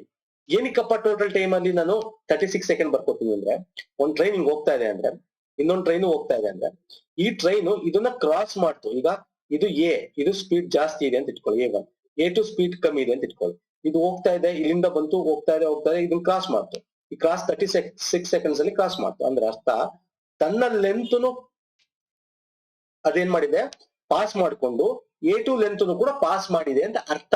ಓಕೆ, ಅಕಸ್ಮಾತ್ ಇಲ್ಲೇನಾದ್ರೂ ಬ್ರಿಡ್ಜ್ ಇದ್ದಿದ್ರೆ ಆಗ ಇದ್ರ ಲೆಂತ್ ಬ್ರಿಡ್ಜ್ ಲೆಂತ್ ಪಾಸ್ ಮಾಡ್ತು ಅಂತ ಅರ್ಥ. ಸೊ ಹಾಗಾಗಿ 36 ಸೆಕೆಂಡ್ ಇದೆಯಲ್ಲ, ಇದನ್ನ ಹಿಂಗ್ ಬರ್ಕೋಬೋದಲ್ವಾ? Total L total by S total is equal to T total. ಆ ಟಿ ಟೋಟಲ್ ಎಷ್ಟು ಸರ್? 36 ಸೆಕೆಂಡ್ಸ್. 36 ಸೆಕೆಂಡ್ಸ್ ಬರ್ಕೊಂಡೆ. Okay, fine. ನಮ್ಗೆ ಇಲ್ಲಿ ಮೀಟರ್ ಕೊಟ್ಟಿರೋದು, ದಯವಿಟ್ಟು ಗಮನವಿಟ್ಟು ನೋಡಿ. L1 ಪ್ಲಸ್ L2 ಗೊತ್ತಿಲ್ಲ, ಕಂಡುಹಿಡಿಯಬೇಕು. ಅಂದ್ರೆ ನಮ್ಗೆ ಪ್ರತಿಯೊಂದು ರೈಲಿನ ಉದ್ದ ಕಂಡುಹಿಡಿಯಬೇಕು. ಇದು ಟೋಟಲ್ ನಮ್ಗೆ ಗೊತ್ತಿರೋದು. ಓಕೆ, ಅದನ್ನ ಏನ್ ಮಾಡ್ಕೋಬಹುದು? 2 ಈಕ್ವಲ್ ಅಂತ ಅಂದಾಗ, 2 ಲೆಂತ್ ಈಕ್ವಲ್ ಅಂದಾಗ 2 ಸೇಮ್ ಅಲ್ವಾ? ಹಾಗಾದ್ರೆ ಇದನ್ನ 2L ಅಂತ ಬರ್ಕೋಬಹುದಲ್ವಾ? ಅಲ್ವಾ? ಇದನ್ನ 2L ಅಂತ ಬರ್ಕೋಬಹುದು. Divide by S1 minus S2 speed 36 46 ಕೊಟ್ಟಿದ್ದಾನೆ. ಸೇಮ್ ಡೈರೆಕ್ಷನ್ ಆಗಿದ್ರಿಂದ 46 ಇಂದ 36 ಕಳೆದ್ರೆ ಏನಾಗುತ್ತೆ? 10 kilometre per hour, kilometre per ಗಂಟೆ. ನಮ್ಗೆ ಮೀಟರ್ ಕೇಳಿದಾನೆ ಲೆಂತ್. ಸೊ ಇದನ್ನ ಕನ್ವರ್ಟ್ ಮಾಡ್ಕೊಳ್ಳಿ. 5/18 ಗೊತ್ತಿರಬೇಕಿದು ಅಲ್ವಾ? ಕಿಲೋಮೀಟರ್ ಇಂದ ಮೀಟರ್ ಕನ್ವರ್ಟ್ ಮಾಡಕ್ಕೆ 5/18 ಪರ್ ಸೆಕೆಂಡ್ಸ್ ಆಗುತ್ತೆ. ಇಂಟು 36 ಆಯ್ತು ಅಲ್ವಾ ಸರ್? ಫೈನ್. ಈಗ ನೋಡಿ, 1 ಇಲ್ಲಿ 2ರಿಂದ ಆಟೋಮೆಟಿಕ್ ಆಗುತ್ತೆ. 2 1 ಓಕೆ, ಇದು ಇಂಟು ಅಲ್ಲ, is equal to. Okay, is equal to ಆಯ್ತು. ನೆಕ್ಸ್ಟ್ ನೋಡಿ, ಇಲ್ಲಿ ನೋಡಿ, 2 1 ಇಲ್ಲಿ 2 5 ಅಲ್ವಾ? ಹಿಂಗ್ ಬೇಕಾದ್ರೂ ಮಾಡ್ಬೋದು. ಸೊ ಈಗ ಏನಾಯ್ತು ಸರ್? 18ನ ಮೇಲ್ ತಗೊಳ್ಳಿ. ಓಕೆ, ಇದನ್ನ ಏನ್ ಮಾಡ್ಬೋದು? 18L ಬೈ 25 ಇಂಟು 36 ಅಂತ ಬರೀಬಹುದು ಅಲ್ವಾ ಸರ್? ನೋಡಿ, 18 1 18 2 ಅಲ್ವಾ ಸರ್? ಎಷ್ಟಾಯ್ತು sir? 2 1 2 5 10, yes. 18L 5 5 25, yes, into 2, yes. Okay, L ನಮ್ಗೆ ಎಲ್ ಅಂದ್ರೆ ಏನು sir? L is equal to ಏನಾಯ್ತು ಸರ್? 18 1 18 2. ಸೊ ಈಗ ಇದಾಗುತ್ತೆ 25 ಇಲ್ಲಿ ತಗೋಬೇಕು. L is equal to 25 into 2 ಎಷ್ಟು ಸರ್? 50. ಸೊ ಎಲ್ ಎಷ್ಟು ಸರ್? 50 ಕಿಲೋಮೀಟರ್, ಸಾರಿ 50 ಮೀಟರ್ ಅಂತ sir. This is the right answer. ಏನು ಒಂದು ಕೆಲಸವನ್ನು 4 ಗಂಟೆಗಳಲ್ಲಿ ಮಾಡುತ್ತಾನೆ, ಅದೇ ಕೆಲಸವನ್ನು ಬಿ ಮತ್ತು ಸಿ ರವರು ಜೊತೆಯಾಗಿ 3 ಗಂಟೆಗಳಲ್ಲಿ ಮಾಡುತ್ತಾರೆ. ಸೂಪರ್ ಕ್ವಶನ್ ಇದು. ಎ ಮತ್ತು ಸಿ ರವರು ಜೊತೆಯಾಗಿ 2 ಗಂಟೆಗಳಲ್ಲಿ ಮಾಡುತ್ತಾರೆ, ಬಿ ಒಬ್ಬನೇ ಈ ಕೆಲಸವನ್ನು ಎಷ್ಟು ಸಮಯ ಮಾಡಲಾಗುತ್ತದೆ. ಸೊ ಸರ್ ಇದನ್ನ ನಾವು ಯೂನಿಟ್ ವರ್ಕ್ ಮೆಥಡ್ ಅಲ್ಲಿ ಮಾಡ್ಬೇಕು. Okay, simple unit work method ಹೆಂಗೆ ಸರ್ ನೋಡಿ, ಎ ಬರ್ಕೊಳ್ಳಿ. ಏನು ಒಂದು ಕೆಲಸವನ್ನು 4 ಗಂಟೆಯಲ್ಲಿ ಮಾಡುತ್ತಾನೆ. ಓಕೆ, ಮಾಡ್ಲಿ. ಯೂನಿಟ್ ವರ್ಕ್ ಮೆಥಡ್ ಅಂದ್ರೆ ಅದನ್ನ ಒಂದು ಪರ್ ಯೂನಿಟ್ ಪರ್ ಅವರ್ಗೆ ಮಾಡ್ಕೊಳ್ತಾ ಹೋಗ್ಬೇಕಾಗತ್ತೆ. ನೋಡೋಣ, ಅದೇ ಕೆಲಸವನ್ನು ಮತ್ತೆ ಬಿ ಮತ್ತೆ ಸಿ, ಓಕೆ, ಬಿ ಮತ್ತು ಸಿ ಅದೇ ಕೆಲಸವನ್ನ 3 ಗಂಟೆ ಮಾಡ್ತಾರೆ. ಎ ಮತ್ತು ಸಿ ಜೊತೆಯಾಗಿ 2 ಗಂಟೆಗಳಲ್ಲಿ ಮಾಡ್ತಾರೆ. ಹಾಗಾದ್ರೆ ಬಿ ಒಬ್ಬನೇ ಕೇಳುತ್ತೆ, ಅಂದ್ರೆ ಬಿ ಕಂಡುಹಿಡಿಬೇಕು. ಇಲ್ಲಿ ಬಿ ಕಂಡುಹಿಡಿಯಬೇಕಿಂತ ಮುಂಚೆ ಇದೆಯಲ್ಲ ಟೋಟಲ್ ಅವರ್ಸ್ ಇದೆಯಲ್ಲ, ಇವರು ಇಬ್ರು ಸೇರ್ಕೊಂಡು ಅದನ್ನ ಯೂನಿಟ್ ವರ್ಕ್ಗೆ ಅಂದ್ರೆ ಅಷ್ಟು ಕೆಲಸನ ಟೋಟಲ್ ಕೆಲಸನ ಒಂದು ದಿನಕ್ಕೆ ಅಥವಾ 1 ಗಂಟೆಗೆ ಎಷ್ಟು ಮಾಡ್ತಾರೆ ಅನ್ನೋ ರೀತಿ. ಓಕೆ, 1 ಗಂಟೆಗೆ ನಾವು ಕನ್ವರ್ಟ್ ಮಾಡ್ಕೋಬೇಕು. ಹಂಗೇನ್ ಏನ್ ಮಾಡ್ಬೇಕು, ಇದನ್ನ LCM ತಗೋಬೇಕು. LCM ಎಷ್ಟು ಸರ್? 4, 3, 2 ಅಂದ್ರೆ 12. ಸೊ ಟೋಟಲ್ ಈಗ 12 LCM ಆಯ್ತು. 4, 3, 2ನ LCM ತಗೊಂಡು 2 2 2 3 2 1 2 1 3 1 3 2 6 6 12. So 12 is the LCM, total work ಅಂತ ಕರೀಬಹುದು ಅದನ್ನ. Total work 12 LCM. So 12 LCM ಆದ್ರೆ ಈಗ ಅದನ್ನ ಯೂನಿಟ್ ಕನ್ವರ್ಟ್ ಮಾಡ್ತೀನಿ. ಈಗ ನೋಡಿ, ಎ ಇದೆಯಲ್ಲ 4 3 12. Okay, A per unit work ಏನಾಯ್ತು ನೋಡಿ, 4 3 12 ಅಲ್ವಾ, 3 ಯೂನಿಟ್ ಅಂದ್ರೆ 3 ಗೊಂಬೆ ಮಾಡಕ್ಕೆ ಅಂತ ಅನ್ಕೊಳ್ಳಿ. 3 ಗೊಂಬೆ ಮಾಡಕ್ಕೆ ಅವನು 1 ಗಂಟೆಯಲ್ಲಿ 3 ಗೊಂಬೆ ಮಾಡ್ತಾನೆ ಅಂತ. ಓಕೆ, ಬಿ ಪ್ಲಸ್ ಸಿ ಆದ್ರೆ 3ರಿಂದ ಎಷ್ಟು 3 4 ಅಲ್ವಾ, ಎಷ್ಟಾಯ್ತು 4. 2ರಿಂದ ಆದ್ರೆ ಎ ಪ್ಲಸ್ ಸಿ ಆದ್ರೆ 2 6 12. ಸೊ ಇಲ್ಲಿ ಎ ಪ್ಲಸ್ ಸಿ ಏನಾಯ್ತು ಸರ್ 6. ಸೊ ಇಲ್ಲಿ ನೋಡ್ಕೊಳ್ಳಿ, ದಯವಿಟ್ಟು ನೋಡ್ಕೊಳ್ಳಿ, 3 4 6 ಇದೆ. ಇದು ಟೋಟಲ್ ವರ್ಕ್. ಇದು ನಮಗೆ ಬಿ ಬೇಕು, ಇಲ್ಲಿ ಯೂನಿಟ್ ವರ್ಕ್ ಕನ್ವರ್ಟ್ ಮಾಡ್ಕೊಂಡಿದೀವಿ. ಸೊ ಇಲ್ಲಿ ಬಿ ಬೇಕು ಅಂದ್ರೆ ಇಲ್ಲಿ ನೋಡಿ, ಎ ಪ್ಲಸ್ ಸಿ ನಮ್ಗೆ 6 ಅಂತ ಗೊತ್ತಿದೆ, ಎ 3 ಅಂತ ಗೊತ್ತಿದೆ. So C ಕಂಡುಹಿಡಿಯಬಹುದಾ? ಸೊ ಇಲ್ಲಿ ಎಗೆ 3 ಹಾಕಿದ್ರೆ ಸಿ ಏನಾಗುತ್ತೆ ಸರ್ 6 - 3 ಆಯ್ತು. ಈ ಕಡೆ ಬರುತ್ತಲ್ವಾ 3. ಸೊ ಸಿ ಏನಾಯ್ತು 3 ಆಯ್ತು. ಸಿ ಯೂನಿಟ್ ವರ್ಕ್ ಅಂದ್ರೆ 3 ಯೂನಿಟ್ ಕೆಲಸ ಮಾಡ್ತಾರೆ 1 ಅವರ್ ಅಲ್ಲಿ ಅಂತ ಅರ್ಥ ಆಯ್ತು. ಎ 3 ಯೂನಿಟ್ ಕೆಲಸ ಮಾಡಿದ್ರೆ ಸಿ ಕೂಡ 3 ಯೂನಿಟ್ ಮಾಡ್ತಾನೆ. ಸೊ ಬಿ ಬೇಕಲ್ಲ, ಇಲ್ಲಿ ಬಿ ಈ ಈಕ್ವೇಶನ್ ಹಾಕ್ಬೋದಾ? ಬಿ ಪ್ಲಸ್ ಸಿ ಇದೆಯಲ್ಲ 4 ಇದೆ, ಇದಕ್ಕೆ ಸಿ 3 ಆದ್ರೆ ಬಿ ಏನಾಗುತ್ತೆ ಸರ್ 4 - 3 ಆಗುತ್ತೆ. ಅಂದ್ರೆ B is equal to 1. So B ಎಷ್ಟು ಏನಾಯ್ತು ಸರ್ 1 ಆಯ್ತು. ಎ ಇದು ಯೂನಿಟ್ ವರ್ಕ್ ಅಂದ್ರೆ 1 ಅವರ್ ಅಲ್ಲಿ 1 ಗೊಂಬೆ ಮಾಡ್ತಾರೆ ಅಂತ ಅರ್ಥ. ಇಲ್ಲಿ ಟೋಟಲ್ 12 ಇದೆ ಅಲ್ವಾ. ಸೊ ಏನಾಯ್ತು ಅವಾಗ ಬಿ ಎಷ್ಟು ಗಂಟೆಲಿ ಕೆಲಸ ಮಾಡ್ತಾನೆ ಟೋಟಲ್ ವರ್ಕ್ 12/1 ಅಂದ್ರೆ 1 1 12 ಅಷ್ಟೇ ಬರುತ್ತೆ. ಸೊ ಎಷ್ಟು 12 ಗಂಟೆ ಬೇಕು, 12 ಗಂಟೆ ಇದೆ. See this is the right answer. ಹಿಂಗೆ ಸರ್ ಮಾಡ್ಬೇಕು. ಸೊ ನೋಡಿ, ಯೂನಿಟ್ ವರ್ಕ್ ಮೆಥಡ್ ಇದೆಯಲ್ಲ, this is easiest method. Work ಗೆ ನಾವು ಟೈಮ್ ಅಂಡ್ ವರ್ಕ್ ಗೆ ಯೂಶಲಿ ನಾವು ಇದನ್ನೇ ಯೂಸ್ ಮಾಡ್ಕೋಬೇಕು. ಓಕೆ ಸರ್, ನೆಕ್ಸ್ಟ್ ನೋಡಿದ್ರೆ ಸ್ನೇಹಿತರೆ, ನಾನು ಕೇಳಿದ ಕ್ವಶನ್ಗೆ ಆನ್ಸರ್ ಮಾಡಿ ಇದ್ರ ಕಮೆಂಟ್ ಸೆಕ್ಷನ್ ಅಲ್ಲಿ. ಸೊ ಹೀಗೆ PCದು GK ಆಗಿರ್ಬೋದು, ಬೇರೆ ಬೇರೆ ಸೀರೀಸ್ ಗಳು ತಗೊಂಡ್ ಬರ್ತೀವಿ. ನಮ್ಮ ವಿಡಿಯೋ ನಮ್ಮ ಆಲ್ರೆಡಿ ಪ್ಲೇ ಲಿಸ್ಟ್ ಇದೆ ಸ್ನೇಹಿತರೆ. ಪ್ಲೇ ಲಿಸ್ಟ್ ಅಲ್ಲಿ ಆಲ್ರೆಡಿ ಇದೆ, ಹೋಗಿ. ಸಂವಿಧಾನದ ಪ್ಲೇ ಲಿಸ್ಟ್ ಸಪರೇಟ್ ಇದೆ. ಓಕೆ, ಮತ್ತೆ ಭೂಗೋಳ ಪ್ಲೇ ಲಿಸ್ಟ್ ಸಪರೇಟ್ ಇದೆ. ಮತ್ತೆ ಇತಿಹಾಸ ಪ್ಲೇ ಲಿಸ್ಟ್, ನಿಮ್ಗೆ ಮ್ಯಾರಥಾನ್ ವಿಡಿಯೋಸ್ ಗಳಿವೆ ಸಪರೇಟ್ ಇದೆ. ಓಕೆ, ಮತ್ತೆ ನಿಮ್ಗೆ ಎಕಾನಮಿ ಅರ್ಥಶಾಸ್ತ್ರ ಸಪರೇಟ್ ಪ್ಲೇ ಲಿಸ್ಟ್ ಇದೆ. ಎಲ್ಲ ನೋಡಿ. ಮೆಂಟಲ್ ಎಬಿಲಿಟಿ ಕೂಡ ಸಪರೇಟ್ ಪ್ಲೇ ಲಿಸ್ಟ್ ಇದೆ. ಸೊ ದಯವಿಟ್ಟು ನೋಡಿ ನಮ್ಮ ವಿಡಿಯೋ ಪ್ಲೇ ಲಿಸ್ಟ್ ಸೆಕ್ಷನ್ಗೆ ಹೋಗಿ. ಇಲ್ಲ ಗೊತ್ತಾಗಿಲ್ಲ ಕಮೆಂಟ್